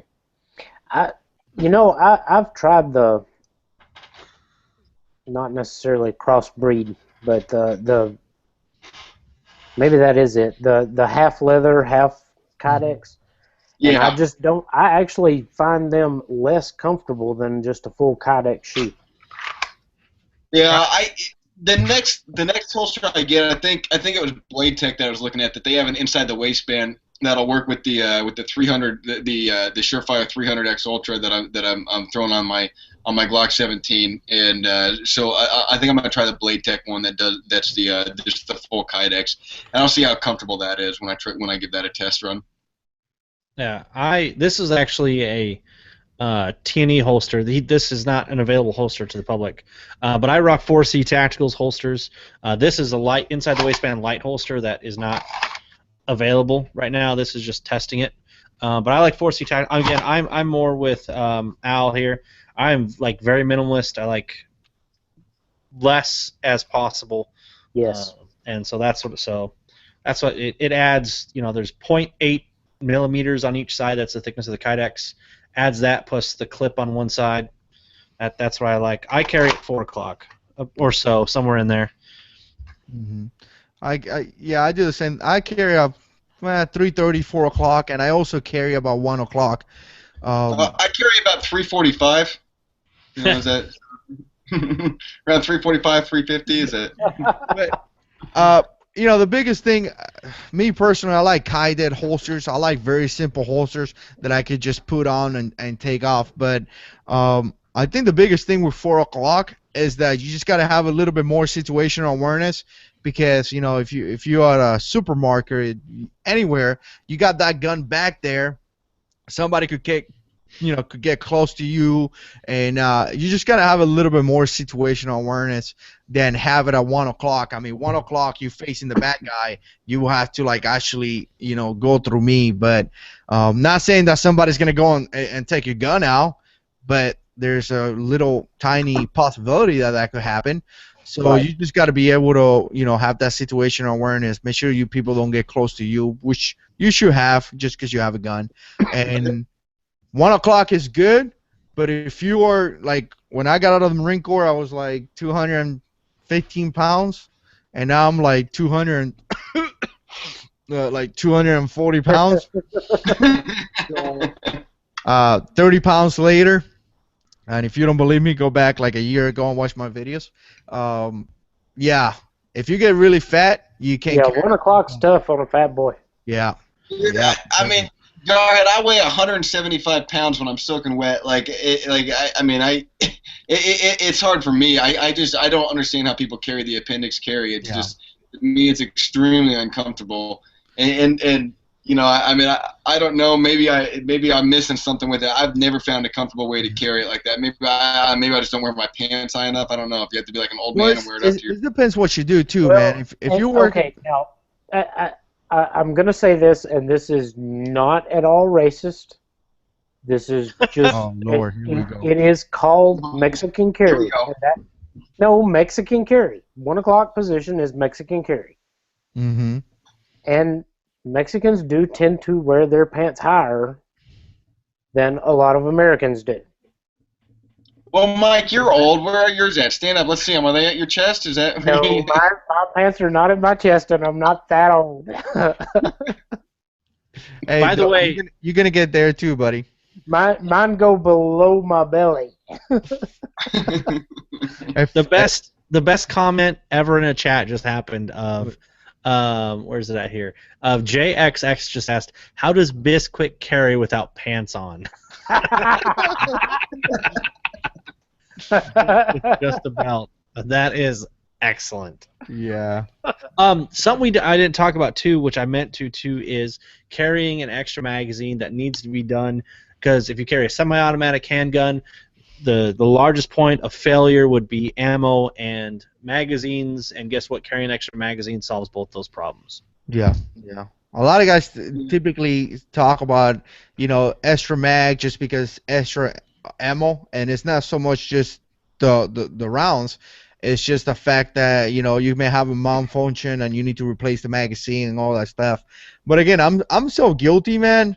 Like I really need to check myself, and I say this all the time, and I try to run an honest channel. I'm not gonna tell you that I do A, B, and C and don't do it.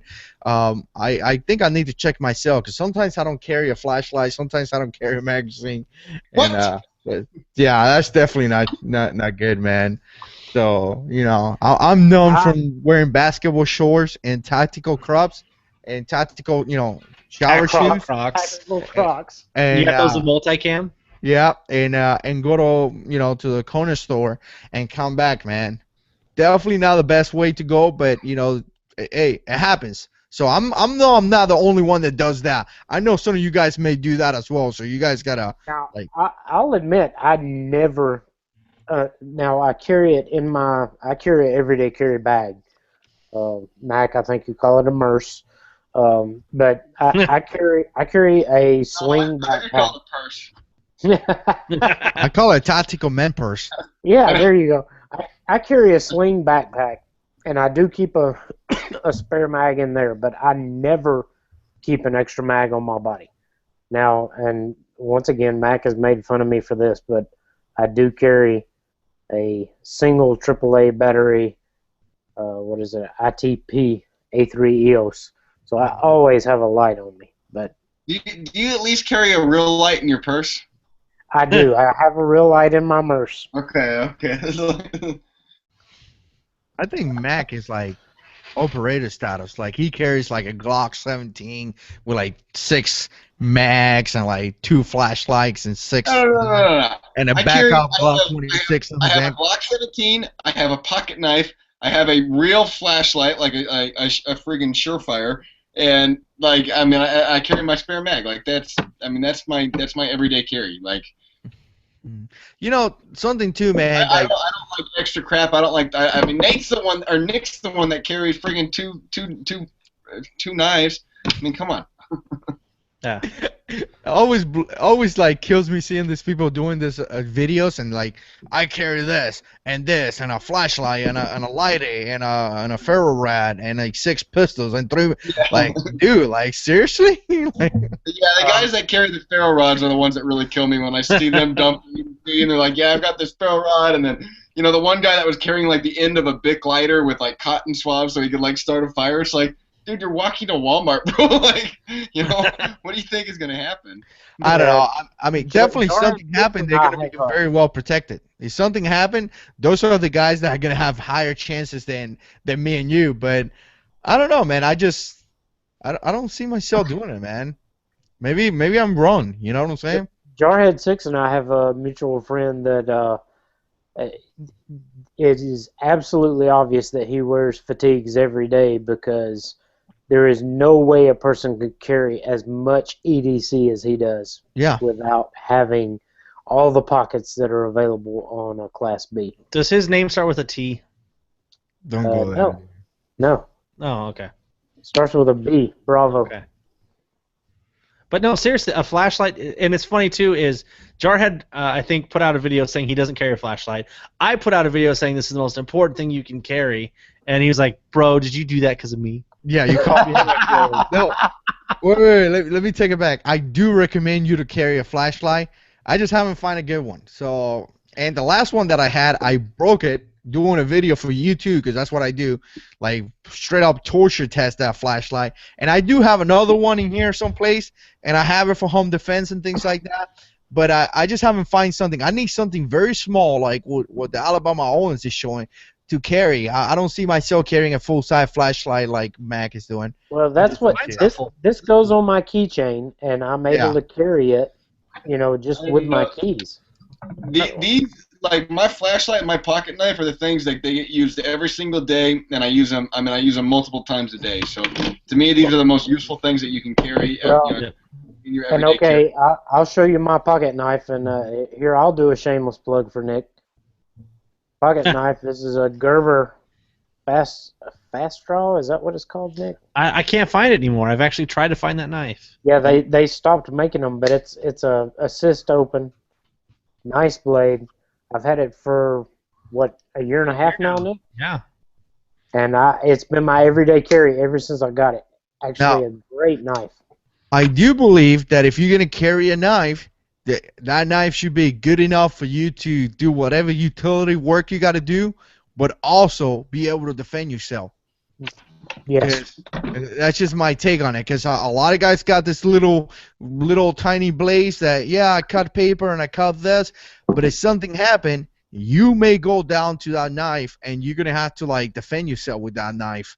So that's kind of the argument I make with a flashlight, Jarhead, is that a flashlight is a self-defense weapon. Whether you're talking about just being able to blind somebody with it or actually strike people with it, a flashlight is a self-defense weapon that you can carry everywhere. I mean, you can carry it on a plane. You can carry a flashlight everywhere. Oh, hold on. No, you got a good point, man. And I agree with you. I'm just being lazy. Here's a flashlight story for you. So myself, Doug from ATI, and then the boys from MDFI, we all were flying out of Vegas at the same time. Trek from MDFI got stopped at TSA because in his carry-on he had an X300, Surefire X300. Oh. They were protesting, or I should say protesting him being able to take that because it could attach to a gun.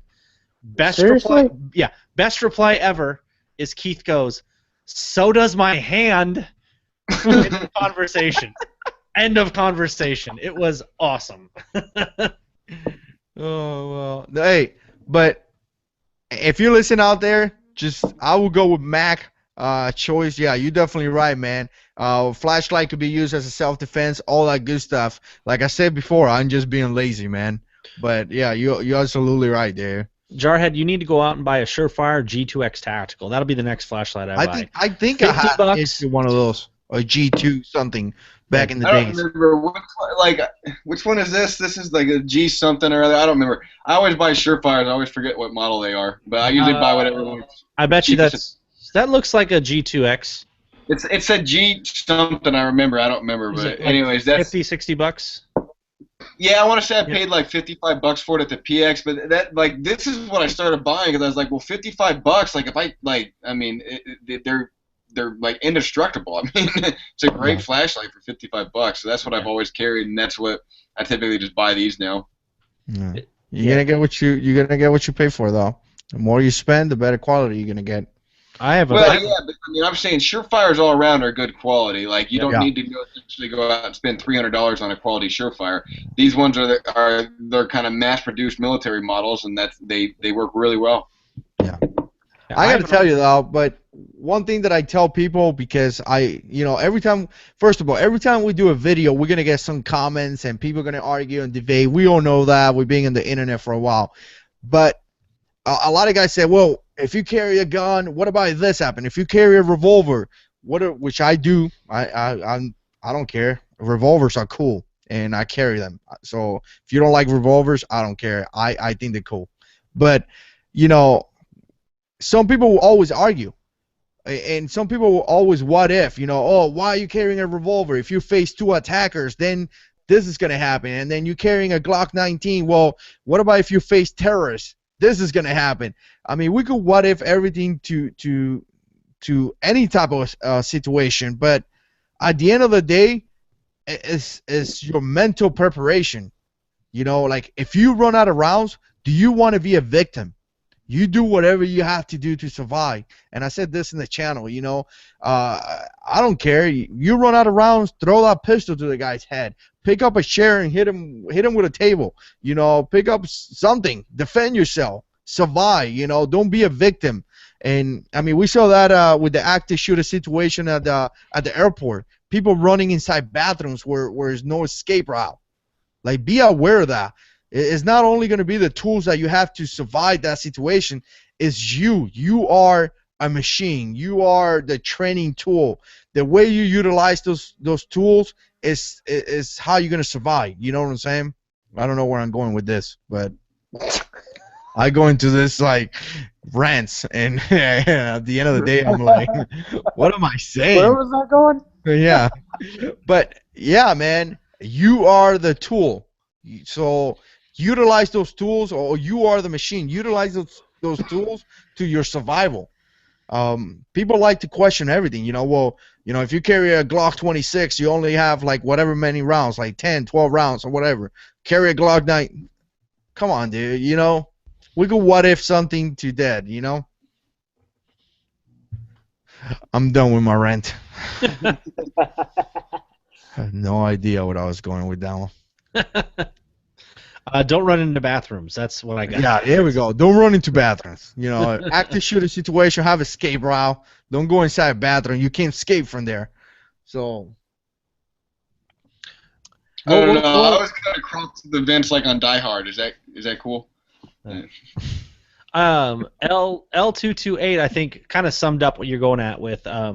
Your mind is the weapon. Everything else is a tool. There we go. That's a fantastic quote. We should have him here in the panel. That was pretty much what I was trying to say. It took me like 45 seconds or a minute. Because you were like, let me tell you something. Yeah. And then you totally missed that whole joke when you were gone. Yeah, usually I could edit. I gotta tell you guys.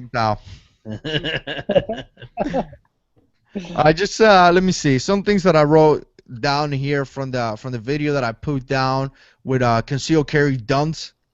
And a lot of you guys gave me feedback from that, and I'm planning to do just a video and pretty much call it the same thing, but it's just going to be the subscribers edition, because this is what you guys said. always try your self-defense ammo. You guys agree with that? Yes, sir. Absolutely. Yeah. Even especially at distance. Yes, because it will shoot differently than your ball will. So there we go. Always try your self-defense, and sometimes that's painful because it costs more money. You know what I'm saying? Was that Mac? I said, what's the question I was texting? A couple of things that I got from the video that I Hey, posted. girl texted me, man. I can't turn that down. All right, wait. We're going to the next one. This is something that I didn't even think about, but I got it from you guys. Is if you go inside somebody's house or vehicle, ask for permission because you're carrying a gun. Never thought about that, man. To tell you the truth, and apparently it could be illegal in some places. So No. yeah. I'm concealed. I've got a license. I'm concealed. I'm not going to tell them. They don't know I have it. Well, I got a few buddies that have come to my house and they carry conceal, and I know they have a gun. So, but it's funny because we went eating to lunch. Oh, I think it was about 10 of us a couple of weeks ago, and the question in the table was like, who was concealing, and pretty much like 8 people were concealing a gun, and then of course the next question was like, who has the bigger gun? But I guess conceal jokes. And you had the 45, right? No, some people have some cool guns.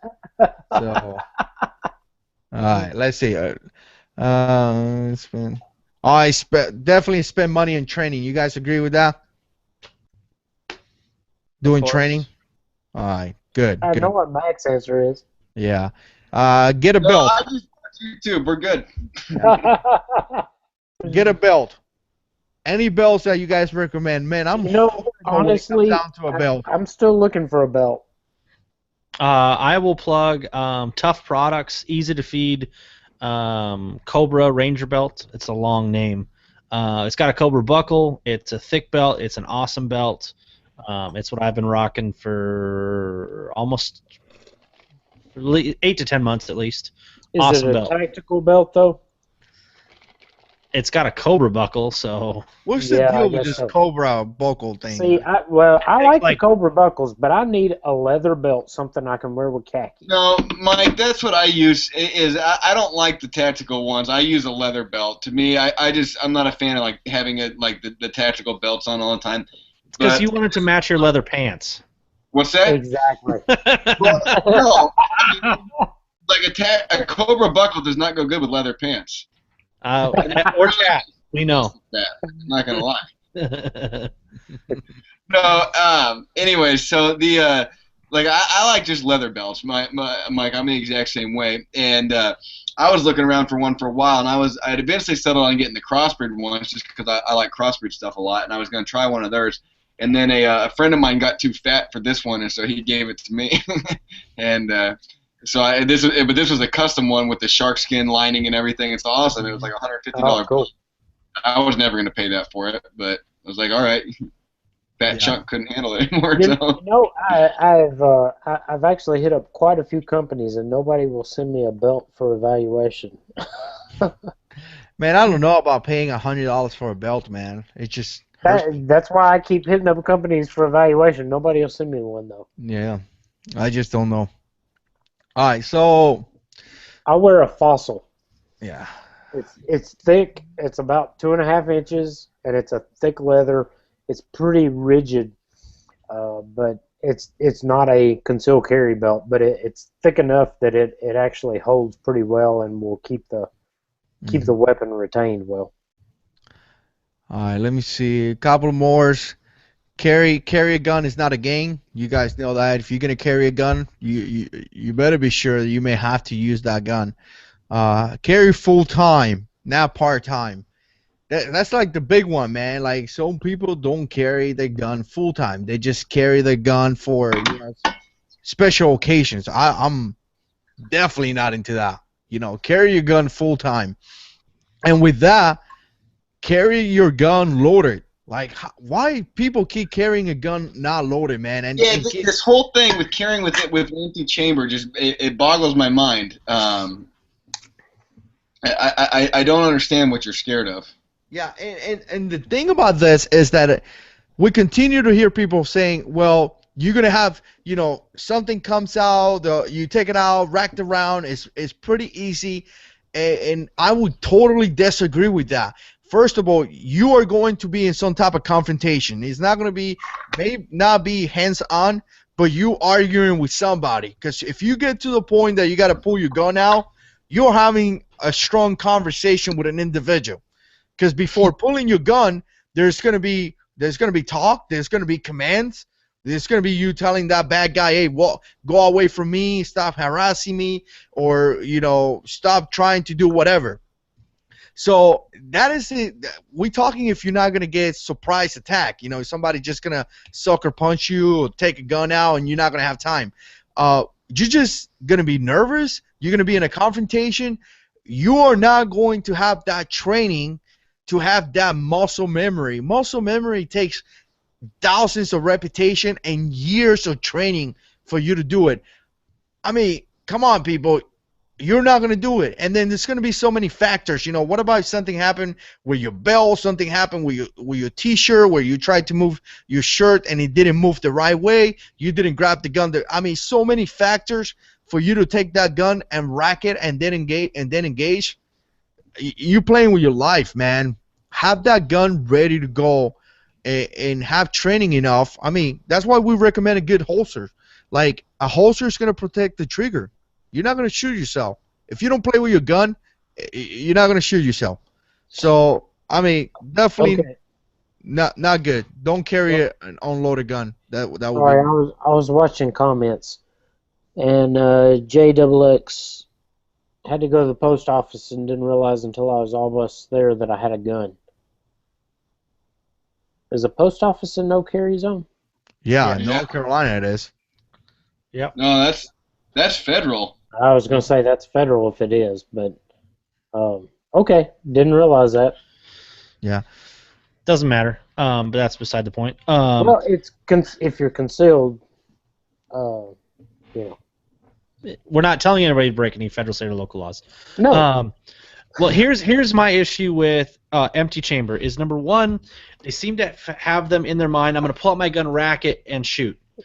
Number one, how many times does the guy stand there and just draw? Yep. Number two, what if you have something in your hand? What if you're holding your kid's hand?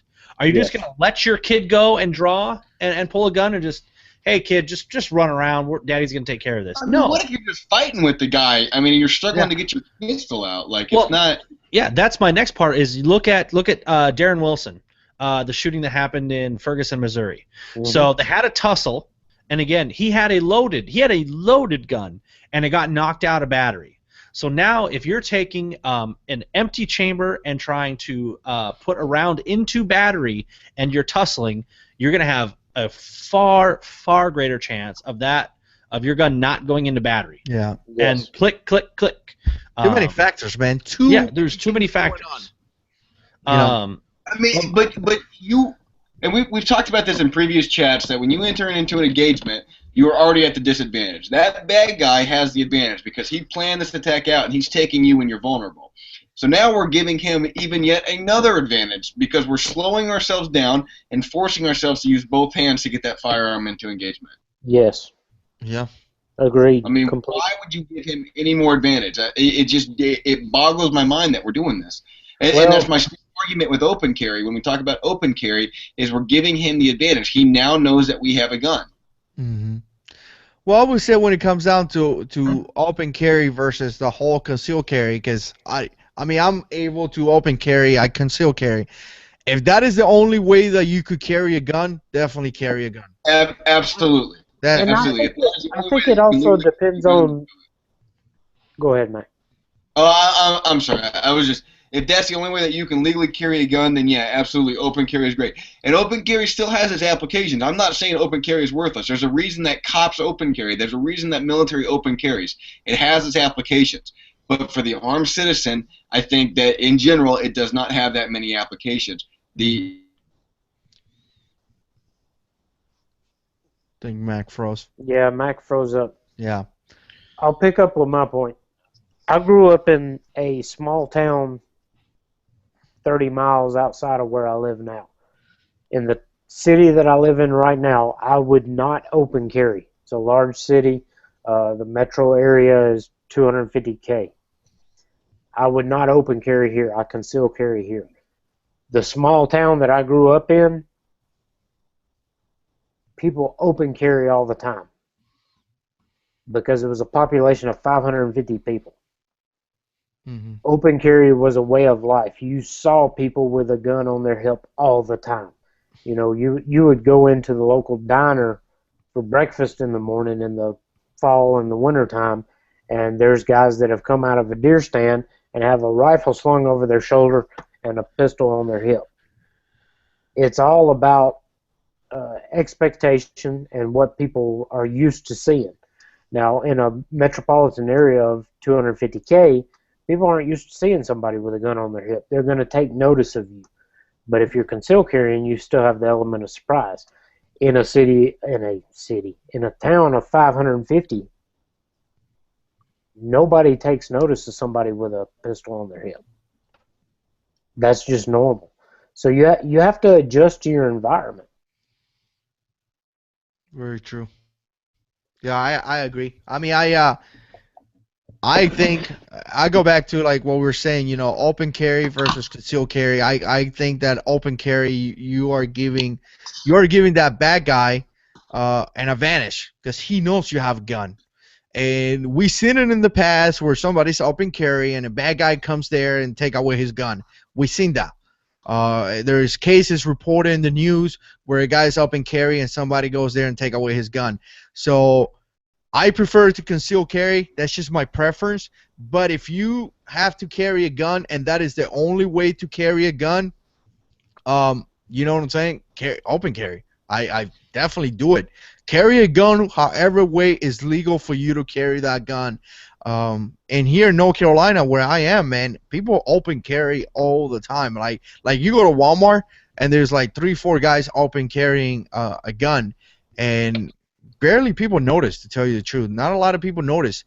But if you are a criminal, and that's what a lot of guys say, well, people are not noticing. If you are a criminal about to commit a crime, they are looking for those things. They are going to notice that if you're carrying a gun or not. So I carry a loaded gun, guys. You know, if your gun is not loaded, you're not ready to fight. That's it. Yeah. So, and I love to see these guys that tell you something different, and then never being in firefights. I'm sorry, but that's the truth. If you're never being in a firefight and you're telling somebody not to carry a loaded gun, you're giving a really bad advice. And trust me, the least that you want to face is somebody trying to kill you, and you now being ready to fight that guy. I mean, that's just horrible. Think about this: a bad guy trying to take away your stuff, attacking you and your family, and your gun is not ready to go. I mean, that's just a nightmare. Because you got to take that extra step. No. I'm not down with that extra step. I carry a loaded gun all the time. So, all right, let's see what else. Carry full time. All right, you know, carry a spare mag and a flashlight. We already talked about that. A couple of CCW don'ts. And this is the comments that I got from you guys from that video that I did. Don't drink and carry. You know, people do that. They drink alcohol and carry. Definitely not a good thing. Legally, and I mean, what kind of issues you guys see with that? Well, I mean, legally, there's a ton of issues with that, but even that, you're compromising your judgment and your ability to make a decision while you're carrying a firearm. That's not a. I mean, the common sense tells you that is not a good idea, and if you don't have enough common sense to realize that's not a good idea, you shouldn't be carrying a gun. Ever. Yeah, that's what I'm saying. Ever. Now, you know, I know a lot of states have, you know, very strict regulations as to, you know, if liquor is sold in the establishment, you can't carry there. Alabama is actually a state that doesn't limit that at all. You can legally carry in a bar in Alabama. I'm not an attorney and do not take this as advice, but that's my understanding of the law. you can legally carry in a bar in Alabama. But I personally would not, just because it's not smart to do. Indiana, if you're open carrying, you can consume alcohol. Wow. Yeah, I wouldn't. I would not recommend you to drink alcohol when you Well, carry. because I mean, when there's a gun involved too, the first thing the cops are going to do is take your blood alcohol levels. So Yes. just, I mean, regardless of whether it's legal, that's not going to look good, and a DA is going to be able to start eating you alive on your charges. So, Well, I mean, again, I'm quoting Indiana because I was at NRA show and I saw people open carrying consuming alcohol, and personally, for me, I did not care at all. But I just happened to look this up because I was like, wow, that's not something you see every day. Somebody open carrying and consuming alcohol. But yeah, their law is you can open carry and consume alcohol as long as you don't go over 0.08, same as driving a vehicle. 0.08. That that's just something. That's just gonna get you 20 years in jail, man. I wouldn't do it. Yep. I would not do it. But all right, what about this holster for your purse or your vehicle? That's one of the things. A lot of guys well, not a lot of guys, ladies that carry a purse may not have a holster, and a lot of times people take the guns out and they just put it in the vehicle without a holster. I got that as a don't. I don't know. I'd say Alabama's the purse expert guy? on purses. Yeah. How do you carry your purse, Alabama? hey, Mike, before you jump on that, guys, I got to jump out of here, so I'm gonna go ahead and sign off. And hey, thanks for a great chat, Jarhead, and guys, appreciate you guys all having me here. All right, cool, bro. We see you later, man. Good night, Mac. Take care, guys. Yeah. Okay, so if I'm carrying anything other than my 26, which is going to be on my hip at 4 o'clock, I'm actually going to have a 5.56 pistol in my bag, in my purse. So I guess I jump from one extreme to the other. If I don't have if it's anything that's going to be concealed in a MERS is going to be a larger caliber, ready to go pistol. A couple of things. I definitely think that you have to have some type of trigger protection, especially in a purse. You reach down there to grab, I don't know, ladies may go and grab some makeups and grab a phone, keys. Next thing you know, you hit that trigger. Maybe not a good idea. So definitely have some type of protection, or have some type of. I know my wife has like one of the pockets inside the purse like is designated for her pistol. Right. Because you have like a bunch of pockets in there. I don't know much about purses, guys. Yeah, you don't look in there, do you? Yeah, but it's dangerous. A good comment from JH6. He's talking about a couple of kids messing around with the mom's purse, and that happened recently. Yeah, recently happened. One thing that I do is that you know what I'm saying, I keep some things private. Like if you start telling your children, hey, don't go inside mom's purse, and not only because of the gun, but just like don't look inside mom's purse, and you create that habit, he's just never gonna go inside her purse. And not only because you have that pistol in there, well, that's your reason. But just creating that habit. Like I tell my kids all the time, don't go inside my room. Don't go inside my room without me being there. Before you go inside my room, you knock on the door. And that create that barrier. Like he knows that he's not allowed inside the room, and that's the place where I have my gun. Typically if I'm inside my room, I got my gun right here. I got my gun on me pretty much 90% of the time. So I don't know. I guess just telling don't mess around with my private stuff. It may be a mitigation factor for that. Oh, so I keep my guns locked up, other than the one that I carry, and I keep this on me or on my nightstand. Yeah. I mean, I have it off right now because we're talking and I've been showing it. Otherwise, it stays on me all the time, except when I go to bed. Then it stays near me. When I get up in the morning and I put pants on, yes, Bisquick, I wear pants.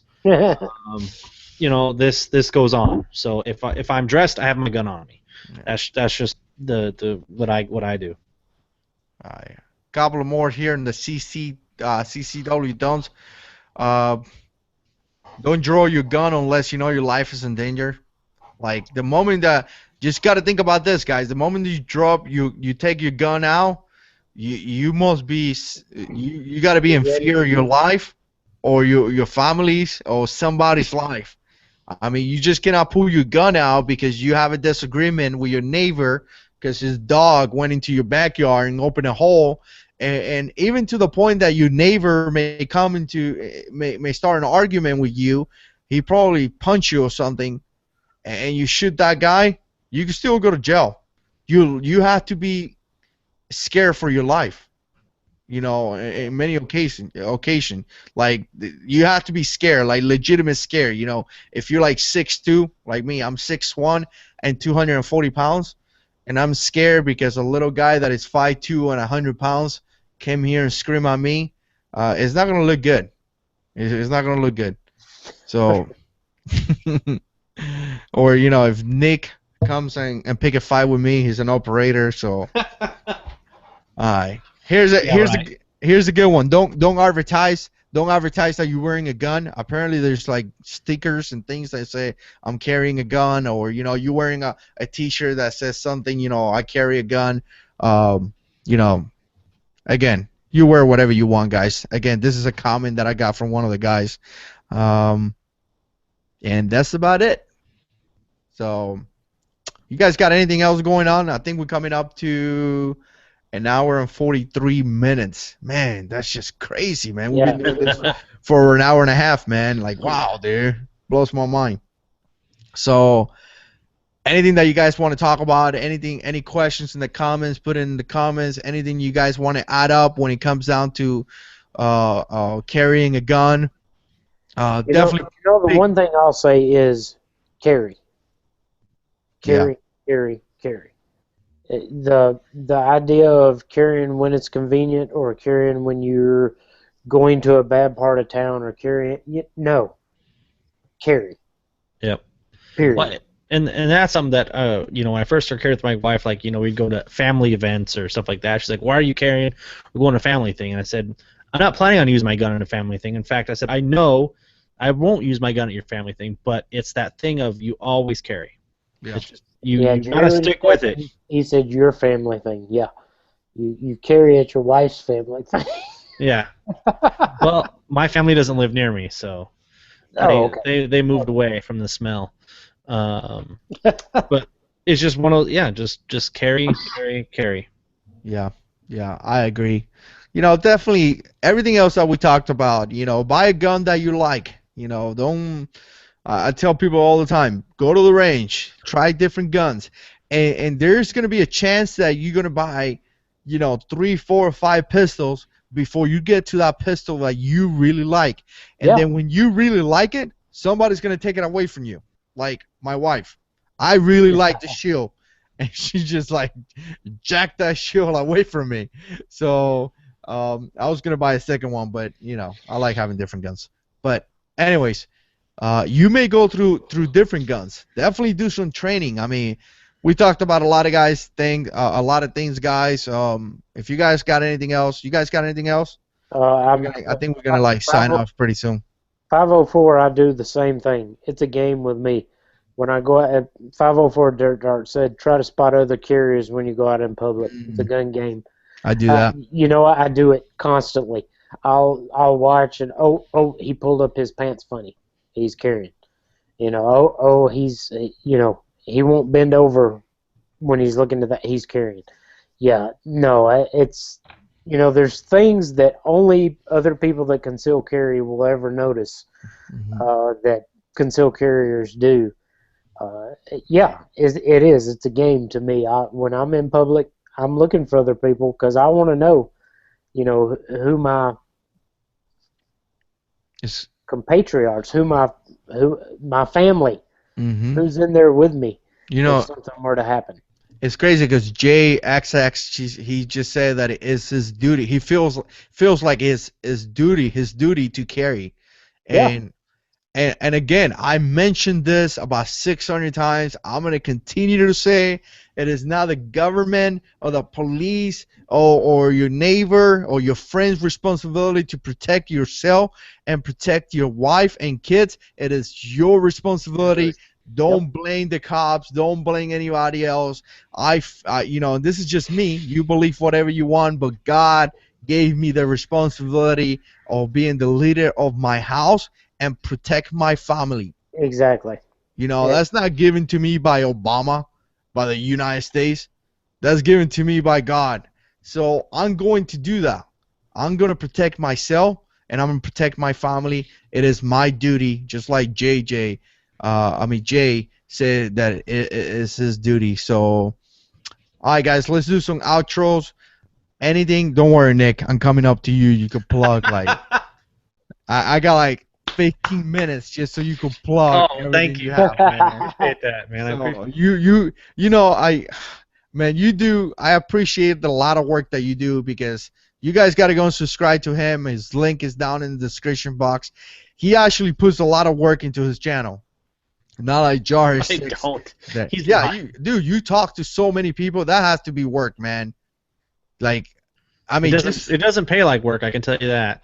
I mean, just like setting up the show, man, where you contact like 5, 6 different people, scheduling all that, that's work to me, man. Like this one for me is easy. I just grab my phone and call you guys. I'm like, hey, what are you guys doing? Let's do a chat.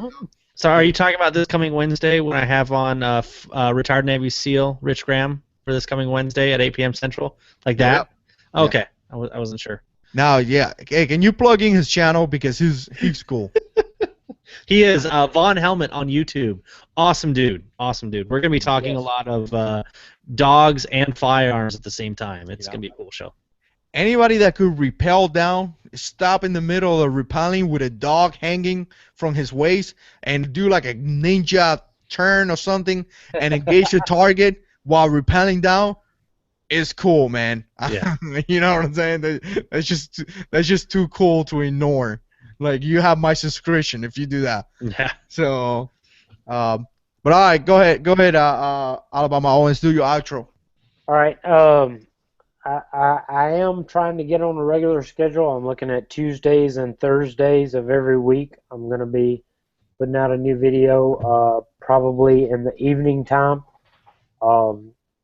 Be on the lookout next Tuesday for my new concealed carry piece. I think you guys are going to really like it. It's not what you expect at all, especially if you think, you know, I came from a Keltec PF9 to a Glock 26. You're going to be surprised by my new concealed carry piece. The other big thing is I've been working with Polymer 80, Polymer80.com, Lauren and the guys there, and awesome product. And I've done a couple of torture tests on their product. And the new Phoenix 2, I've done a torture test that is going to... I decided that I was too easy in the last one, and we are absolutely going to destroy the Phoenix 2 no matter what it takes. So be sure and tune in for that. That's going to be a good one. Nice, nice. What about you, Nick?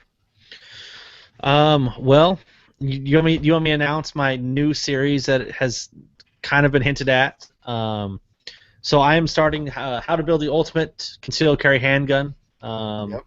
Surprise! It's a Glock 17 we're starting out with. Big surprise. I'm actually launching. I've actually recorded some of it already. Building your first precision rifle. I have a bolt gun that again isn't announced that I will be starting a video series on. Be doing that. And otherwise, every Wednesday, 8 p.m. Central Standard Time, we're doing the show. So yeah, this coming Wednesday, we have Rich Graham from Trident Fitness and Tactical back on the show. He's back on before. Awesome guy. And then I think the week after that, we'll be having on Paul Van Dunk, Pace Performance. Then after that, Brandon LaBeouf with Solo Defense. Week after that. So busy times. And of course, you can catch our show on YouTube and iTunes and Stitcher and all that good stuff. Cool, cool. Well, I appreciate you coming, man. Well, the only thing that I got so far is that I got a new camera. I put the video out Some of the guys were complaining on the quality. I got to tell you, man, this is DSLR, and I'm still learning the settings. And believe it or not, it's actually complicated. So it's not like a simple camera where you like turn it on and start recording. Like it has all these auto things and like auto this and auto that. So um, once I learn how to do the camera really well, the video quality should improve. I posted a video today on my favorite EDC knife, and I think the quality was pretty good. But some other people were arguing about the audio, like always. people people complain. So knowing that we don't get paid pretty much nothing out of this, and people still complain, Yeah. but eventually I'm gonna add up a microphone to the camera. So we're gonna have to wait. You know, like I say, YouTube barely pays. So but hopefully the quality of the videos is way better. That was my intent, and you know I've been doing this for like a year and a half, and I wanted to increase the production of the videos. So hey, I went for it, and I'm happy with the camera. It does take like amazing pictures, so I could like compare the, I could put pictures into the video, all that stuff. Anyways, stay tuned for that. Like always, Monday, Wednesday, and Friday, I'm going to continue to release videos at 7 p.m. Eastern Time. I also do it on Sundays. I do that radio show. It doesn't really get too many views because it's really long, but some people do enjoy it, so I'm going to continue that. I don't have any show recorded for this Sunday, so I don't know if I'm going to do this Sunday or not. Probably will. Hit me up, brother. Yeah, we probably do. We could record something for tomorrow. Yeah. But all right, guys, but I definitely appreciate you guys' support. We had a bunch of people watching, a bunch of comments. You guys are awesome. Thank you so much to the new subscriber. Thank you so much for the all subscribers. Hopefully, we could do another one in the near future. I don't know when. It's according to my time, my schedule, and people's schedule. So I definitely appreciate you guys' support. And I'm ranting again, so let's cut it off. God is in control.